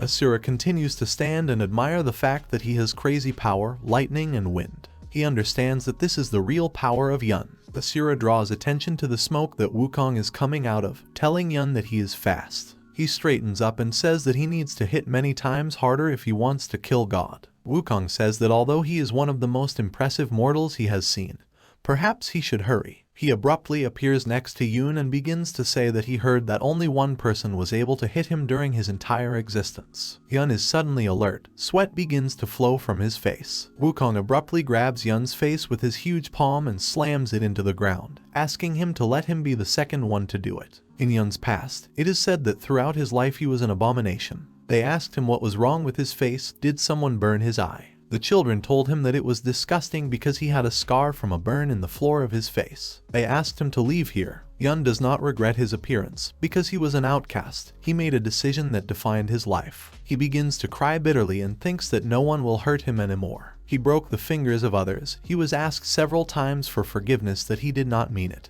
and that they would leave him alone. Yun smiled seeing this, so he lived the rest of the time, never giving enemies a chance to hit him, never allowing words. For example, he remembers how he was scolded that 17 of his innocent classmates were hospitalized because of him. He did not let the words hurt him and smiled on such occasions. They asked him what kind of monster he was. In a world of winners and losers, strong and weak, he is confident that he will stand at the top. He thinks no one can hurt him until he finds him. The man who left a scar on his face with an iron. He was held tightly so that he could not get out and pinned his face with an object.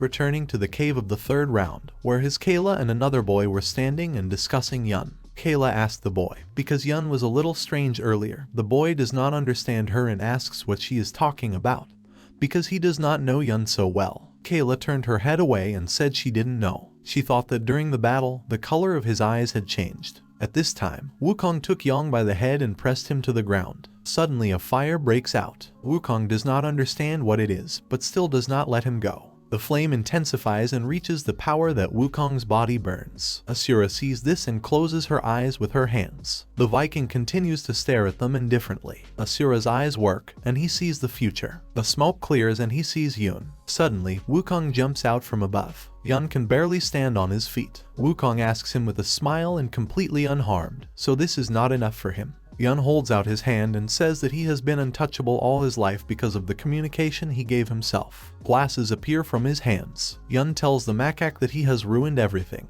Yun asks him to tell him if a person is so strong that he retains inviolability throughout his life, how many gods sponsor him. Here Wukong is immediately surprised by such a question, not understanding if there really is anyone else besides Reyan and Fujin. Yun tells him not to worry because he will tell him the right answer. He calls the number 9. Wukong's eyes open wide. Yun says that undefeated neither in life nor in death, he is the best candidate for the winner of the game of God. Here even a Viking is surprised by such a number. Yun says he doesn't care. The reason he's here, he's looking for someone. In the first round, when he caught his paper, he saw that he refused to endure the pain until he killed his father. Yun smiles and says he won't get in his way, so before he kills him, he has one last chance to answer his question. He asks him, without taking off his glasses, what color his eyes are. A circle of all the colors of the rainbow appears behind Yun, which can be, and his eyes are now burning with blue and green fire. The chapter begins with reflections on why he wants to live, what can be worth these senseless sufferings that make up life. In order to survive, despite all the difficulties, unshakable determination is required. Only a clear goal can make these feelings blossom.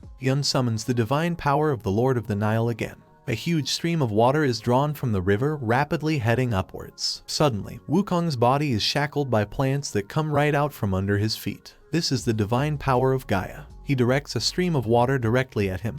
This is the divine power of the Raiden drums. He lets electricity directly into the water stream. Wukuna sharply and powerfully shocks. Wukong thinks that with such strength, this Yun is on the same level as the real gods. He decides that he must repay. He puts the staff on the ground, it sharply lengthens, thereby Wukong goes up and the water flows with electricity. Wukong pulls a couple of hairs out of his head, takes a breath and blows them out. His clones immediately grow out of his hair. Asura looks at them and thinks, are they really clones? He understands that they differ from the heightened clones and that it is not an illusion. Yun asks if he really thinks he will let him get close to him again. He stretches out his hand and summons the divine power again. A flame comes out of his palm, which is called Dante's underworld. Yun does not have time to do all this, as Wukong appears behind him with a ready fist. Yun turns around and notes that his punch is fast. Several of his clones are running towards him. Asura wonders if Wukong's clones are as strong as he is. Yun says that he doesn't care about all his fakes. He says the only one he wants to kill is him standing in the middle of the Wukong flames. Yun abruptly appears behind him, quickly moves between the clones and swings his fist. However, in response to him, Wukong also swings his fist, which at first surprises Yun. They both attack each other at the same time, hitting each other in the faces with their fists. Yun flies away from them and lands next to Asura. He smiles and asks Wukong if this is really all he can do. Wukong spits blood from his mouth and says he doesn't remember the last time he fought like this. Wukong abruptly moves. Asura asks Yun to wait and says if he remembers that they need a strategy. Yun turns to him in bewilderment. He viciously says that this monkey has ruined his promise, so he is going to be the one to kill him. Asura begins to realize that Yun is no longer thinking. He is not listening to him. He begins to reason that he needs to use the strongest to win. But what kind of future will allow him to do this? Then abruptly his eyes light up, and he looks at the gun in his hands. He looks at the bullets and points the gun at the chained Viking. The Viking is seriously scared. Even Yun and Wukong, busy with their battle, pay attention to them. The Viking asks Asura what he is doing at all. Asura answers him that he chooses the right future, after which a shot sounds. Asura fires a bullet from a pistol. The bullet hits the spell of Wukong, because of which the Viking was shackled. Wukong sees this and clicks. The Viking gets up and says that Asura broke the Wukong spell and asks how he knew it would work. Asura says that he remembered that Wukong was watching the gun. He wondered why God pays attention to something like this. If he is God, then why dodge an ordinary bullet? Asura says that he predicted the future in which he would use it to free the Viking and chose this path. Viking stomps his foot loudly and says it's not bad, and then adds that maybe he's not as useless as he thought. Wukong rips off his hair again and asks what if he freed Vidar. He used his last bullet.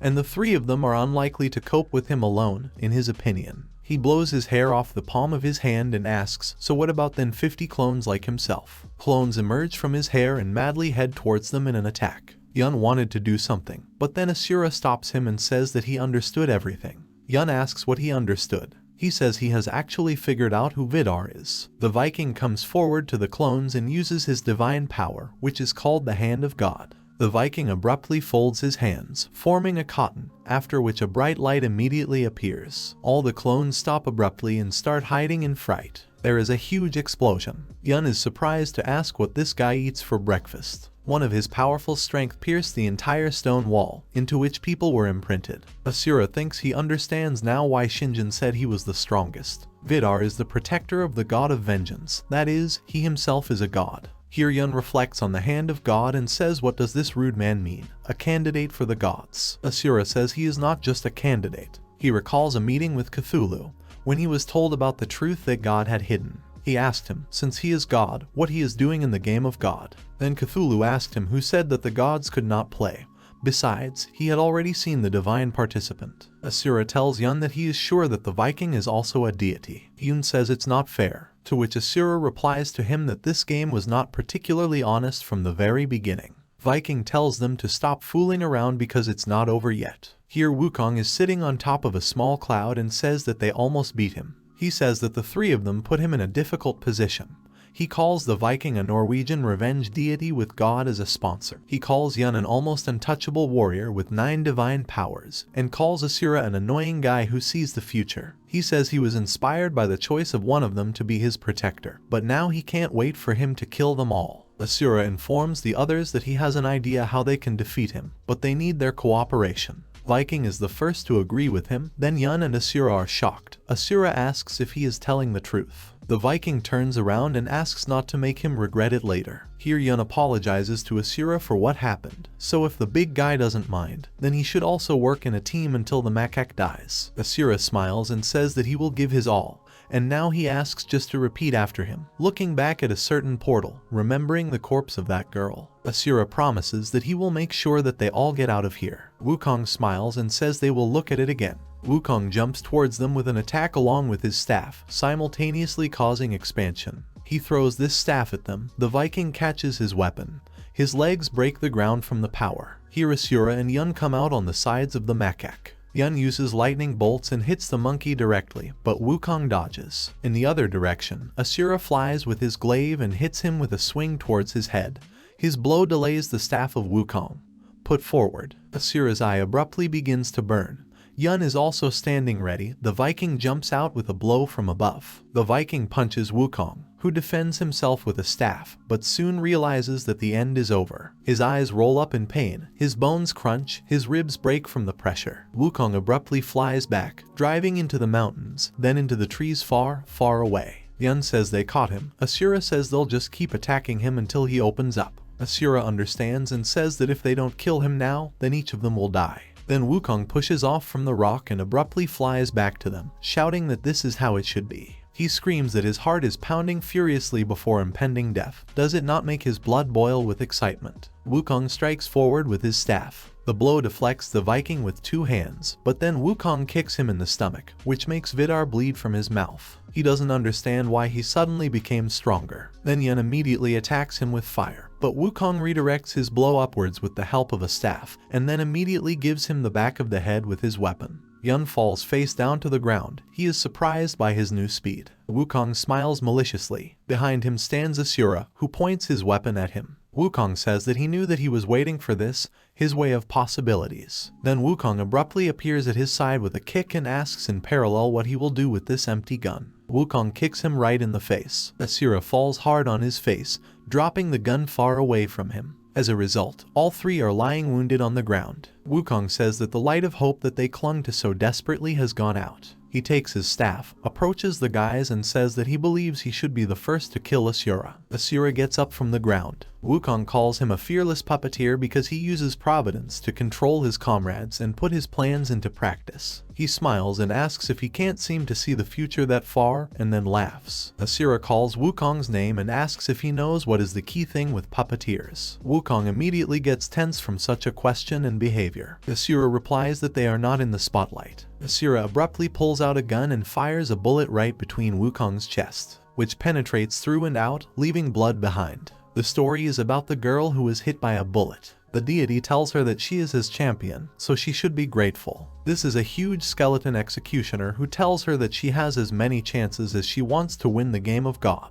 Her divine sponsor is Death, who allows her to get up and come back to life, even if she is mortally wounded. Asura says that if they don't kill him now, each of them will die then. At this time, in the room, that girl thinks to herself that, it seems, pretending to be dead can work for a long time. She thinks this is her only chance, so it's time for her to get up. She invokes divine power and is given a second chance. She stands up, straightens up, leaning her hands on the floor. While Wukong was attacking the three with questions, doesn't it make their blood boil with excitement? The girl watched him behind the wall and wondered if those three fools could survive after such a long battle with Sun Wukong. She doesn't understand if he's holding back or what. She thought he could blow up this place with one swing. She takes a bullet out of her head, takes a gun that was thrown far away during the battle and inserts the bullet back with the thought that it is in her best interests. She reflects that she will be the first person to kill God. She fires a bullet straight at Wukong, who hits him in the chest. Blood gushes from his mouth. He does not understand where it came from.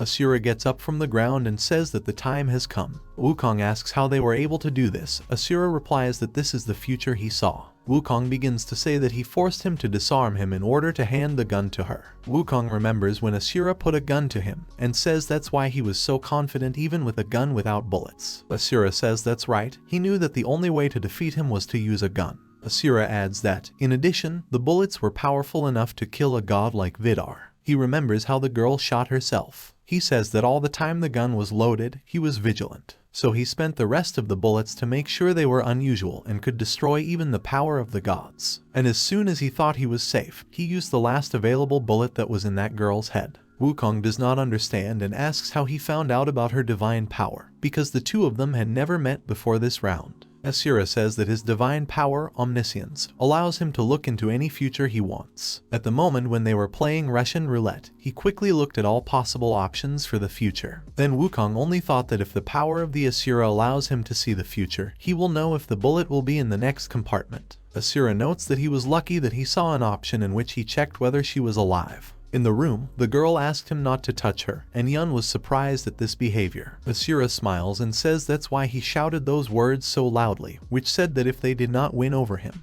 then each of them would die. Yun and Viking are shocked by this plan. Asura says he hoped it would scare her and make her wake up. Then Wukong gets up from his seat and says that it seems that everything happened exactly as he planned. He says he was lucky, however, he had to aim at the head. With these words, he abruptly moves towards them. Here Yun and the Viking stand in front of Asura. Yun says that in fact everything is perfect, because they will deliver the final blow. Then suddenly Asura notices something. Wukong was detained by other deities at the same time, and they themselves were surrounded by other deities, putting weapons to them. Then God comes to them and asks if he really thought he wouldn't find out. Then he tells Sun Wukong that he is disappointed in him. He hovers over him and says that despite his constant defiance, he has given him another chance.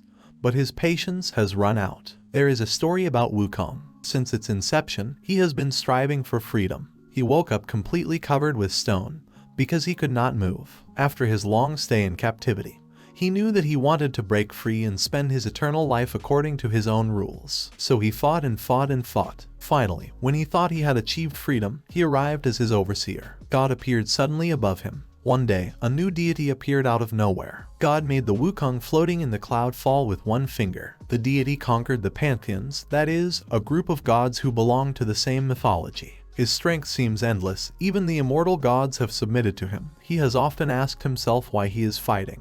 In the end, nothing has changed. He's still a prisoner. Going back to the present, the deities sealed Wukong into the ground. Above him, God tells him that despite his constant disobedience, he has given him another chance. but his patience has run out. After centuries of indulgence, God is tired of trying to tame him. Asura looks at God and says he feels strange. For some reason he can't see God's future. Yun smiles and says, what kind of gathering is this, and where are all the lovely goddesses? The other deities get angry and ask him if he really wants to die. Yun raises his hands and says he's just joking. One of the deities asks Vidar how the game is for him. It seems that he is desperate, since he has united with mortals. Vidar looks at him and tells him to shut up. He won't calm down and says that it's the Viking barking here, not him. He can't wait for the moment when he will be wiped off the face of the earth. While everyone is arguing, Asura looks at the bullet lying on the ground. There is a hair next to the bullet. Eppa turns to God and asks if he should move the participants while he deals with this situation. God answers that it is not necessary. He wants them to see it. The power appears in the palm of God. He says that this is what happens when someone objects to him. God launches a blow, from which all the other deities writhe. Suddenly, 3 of his friends who are in his memory appear in front of him. Wukong's face fills with horror. He shouts to God to stop, begs him to stop, admits that he shouldn't have played this, that he understood everything. God does not listen to him and directs his power to them. Wukong shouts that his friends have not done anything wrong. The fist of God clenches, and then the terrible begins. The face of one of his friends is mowed down, and then explodes completely. The same thing happened to his other 2 friends. Yun, Asura and Vidar look at this in shock. The girl covers her mouth in disgust. All the other deities look at him nervously with shock. God says he didn't want to do it, but he rebelled again and made him raise his hand. Wukong's eyes fill with bitter tears. God says their deaths are entirely his fault. God declares that a deity or a mortal, all lives belong to him, and he can take them whenever he wants. Corpses lie on the ground. Wukong looks helplessly at his dead friends. God hovers above them in the air. Asura wonders in horror if they were gods. Yun asks Vidar if this is the case, then aren't they immortal? Why then God easily killed them like that? The Viking replies that immortality does not protect him from the power of another deity. He says that gods can kill gods, but they have not yet met such a power as he has, like a god. Wukong goes a little crazy. He remembers his friends, how he played with them. He just wanted freedom. Why did this happen? Wukong abruptly moves off in anger and rage. He shouts to God why he killed them. Here another deity shouts that Wukong belongs to him now. He uses Zeus lightning. The lightning bolts are heading towards him. Then Wukong intercepts these lightning bolts and turns to them. The other deities are surprised that he caught the lightning of Zeus. Wukong throws lightning back at the deity. They stand in shock on the spot. A huge explosion occurs. Yun doesn't understand what it was just now. The explosion generated a lot of wind and smoke, from which they are sheltering. Here all the deities with weapons are already included. But then Wukong clones appear, who cover him from behind. The deities are surprised by his clones. One fist slaps one goddess in the face. He shouts that they are all nothing more than his servants. He shouts, asking how long they will allow God to rule them. For centuries, millennia, because their pantheons peacefully ruled the heavens before his arrival. They are gods themselves, but they worship him. But he has had enough. Wukong stands right in front of God and says with confidence that today he will remove him from history. God does not answer anything to this and continues to look haughtily at the macaque. God orders the young man to take the participants to the waiting room. He replies that he understood him. Yun tells them to wait. Asura puts her hand on his shoulder and says that you don't have to do this. Yun thinks about it with a heavy heart. Eppa comes up to them and says it's time for them to go. He snaps his fingers and apologizes for the inconvenience. He informs that Wukong will be punished accordingly. A light comes on that transports them. They are slowly disappearing. Eppa asks them to rest in the waiting room and wait for further instructions. They completely disappear and move. God begins to say that he is sorry, and that, unfortunately, he asks you to remove other deities from here too. God says that, unfortunately, this god, that is, Wukong, must be erased. He raises his hand and points it towards Wukong. Eppa snaps her finger and asks God not to destroy other kingdoms in the process. All other deities disappear with the era. Wukong smiles and says, is he really arranging a duel, as he always wanted, and that recalling his warriors is a big mistake, in his opinion. He asks God who will stop him now. He says that from that moment he dreamed of this chance. He talks about the day when he will do something that other gods will not do. He clasps his palms in front of him and shouts that this is the day when he will act against him and return the balance to heaven. Asura wakes up in an unknown place full of water. He sees his reflection, looks at his hand and wonders where they are now. Yun says they at least moved them all together. Asura turns and sees the other 3 comrades. Yun asks Asura why he stopped him. He says he understands that Wukong was their enemy, but apparently he is a prisoner of God, just like themselves. Asura thinks about it and says that he stopped him because they can't do anything. The Viking is angry. Yun clicks and says that not with the same attitude. Yun turns to the girl and asks what they will do with her, because she pretended to be dead all the time to save her life. The girl smiles broadly at him. Yun asks suspiciously if they will just believe her or just save time and get rid of her now. The girl says that, of course, they can believe her. She helped them defeat Wukong. She had to pretend to be dead. Otherwise he would never have lost his vigilance. Yun doesn't answer anything. The girl makes a cute face and says she swears. Asura asks Vidar what he thinks, whether they believe her. Viking says that if her sponsor is deaf, then she has many lives. He wonders if she is trustworthy then. He says he doubts it because all mortals lie, and this game has its own ways to find out their flaws. Asura then tells them not to argue and says that they are just all a little tense because of what happened. He asks her what her name is. She replies that her name is Aya. He holds out his hand to her and says that it's nice to meet her and thanks her for helping them then. He offers her to go through this game together. She awkwardly agrees and shakes his hand. Then horror overtakes her. She sees the true essence of Asura and understands that something is wrong. Asura smiles and says that it seems the waiting room for this round is there. In front of them, a square-shaped house stands above the water. The four of them walk towards him over the water. Yun says he could use a rest. Aya asks Asura, because his name is Reyan Asura, is it right? He turns to her. She asks with a smile from the beginning. Then her face contorts in fear and horror that it just happened. Asura looked at her and said menacingly that it was a warning.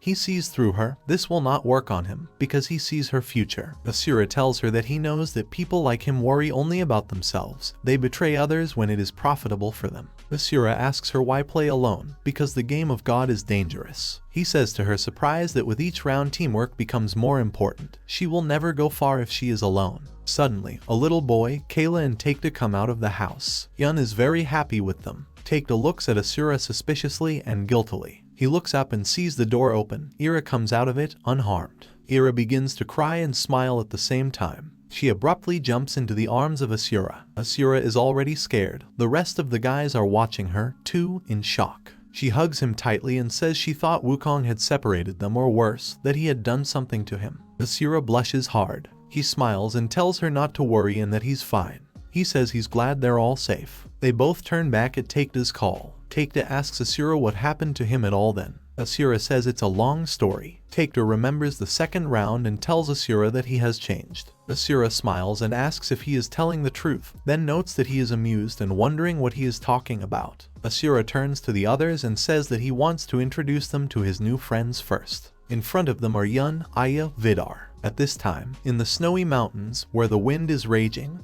there is a kind of battle. Wukong holds his stomach with one hand, where blood flows from the wound. With the other hand he holds his staff. The king stands in front of him and asks if this is really all that the shameful Monkey King can do, or those pathetic mortals have hurt him so badly. Wukong answers him that for someone who always says little, he talks too much nonsense. He raises his staff up. It lengthens, reaching the size of a god. Wukong strikes with this staff, but God easily stops this staff with one hand. Wukong shouts that he knew he was too arrogant to dodge. There are a lot of Wukong clones rushing to God from below with staffs. Wukong shouts that God is open to attack. God calmly pulls his hand down and tells him not to be a fool. He makes all the clones disappear with one blow and cuts the mountains in half. Wukong suddenly comes out from behind and says that it seems he was right. He punches him with the words that he can no longer see his future. The fist flies straight into the face of God. It flies back with great power, falling into the water, and then it is already imprinted into the wall. Wukong asks if he really thinks he fought these brats with all his might. The only thing he wanted was interaction with Reyan, the guy with his eyes. He says that, after all, how can he see the future of someone who also sees the future, and therefore anyone who has met him can escape his all-seeing eyes. Wukong says he knew he would come after him, but without his omniscience,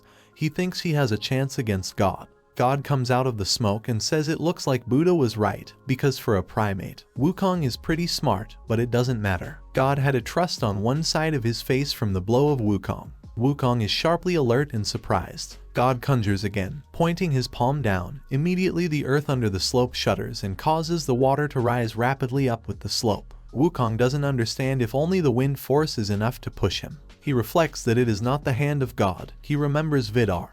he began to understand that this power. He does not believe it and says that it cannot be. A huge golden-colored palm falls sharply from the sky. Wukong raises his head up and realizes that it is a Buddha. God asks him if it's charming, isn't it? He says it's the only power that can seal him. The huge body of the Buddha in anger holds the small body of Wukong in the palm of his hand. God says it will be his undoing. Wukong gets angry and says he doesn't know how he got the Buddha's power because he would never give it to someone like God. Wukong lands. 4 more golden-colored hands appear behind him. He says that no matter how many gods worship him or how strong he has become, he keeps his word. Wukong remembers worshipping in front of the Buddha. He shouts that he does not accept his rule, the rule of God. God says he will be erased from history. The Buddha's huge palm begins to crush Wukong's small body. Wukong manages to resist this with his own hands. If you look from afar, the huge hand of the Buddha, which arose from outer space, presses on a part of the vast earth. Wukong holds a huge one with 6 hands on one knee. He barely says that he and his friends will be free. The earth begins to shake and break, fire comes out of it. He says that if not today, then in the next life they will definitely be free,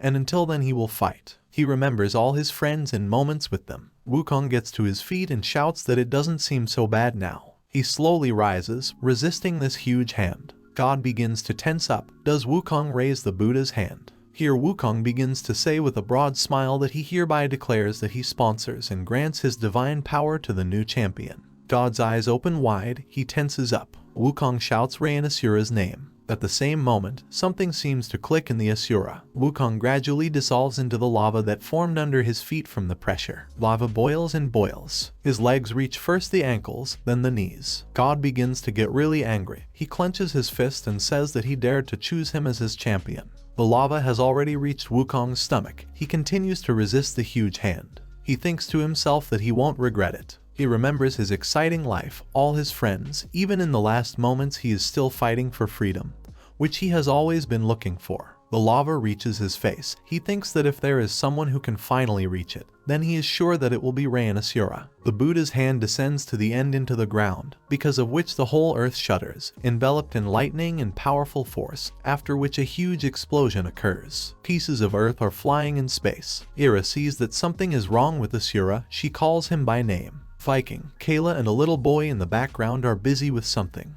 Ira is worried and asks Asura if he is okay. Asura turns to them. His eyes, namely the pupils, have changed their shape and sign.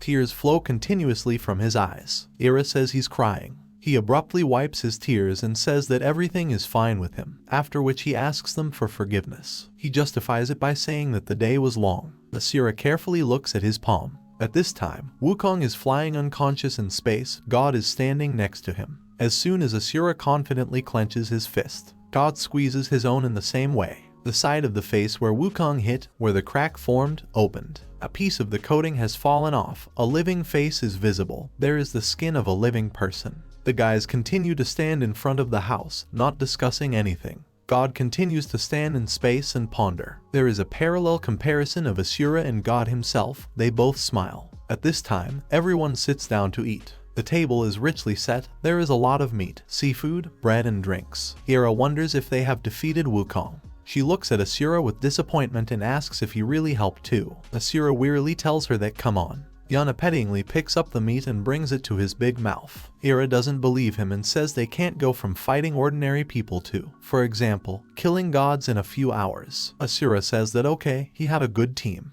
Viking on the background with great pleasure drinks a huge glass of intoxicating drink. Yoon asks the little boy, whose name is Jai, what he is playing at. That boy asks him to leave him alone. Yoon laughs and stretches out his hand, asking him to let him see. Jai tells him to get off him and calls him an old man. Asura sees them and thinks that this kid was also in the waiting room for the second round. He remembers how surprised he was that there was even a child here. Yun pulls his hand to the gadget. Jai is outraged that he died because of Yun. Yun is also angry and says that it was his fault, not his. Asura reflects. He wonders if that's why Yun called him to his team in the third round.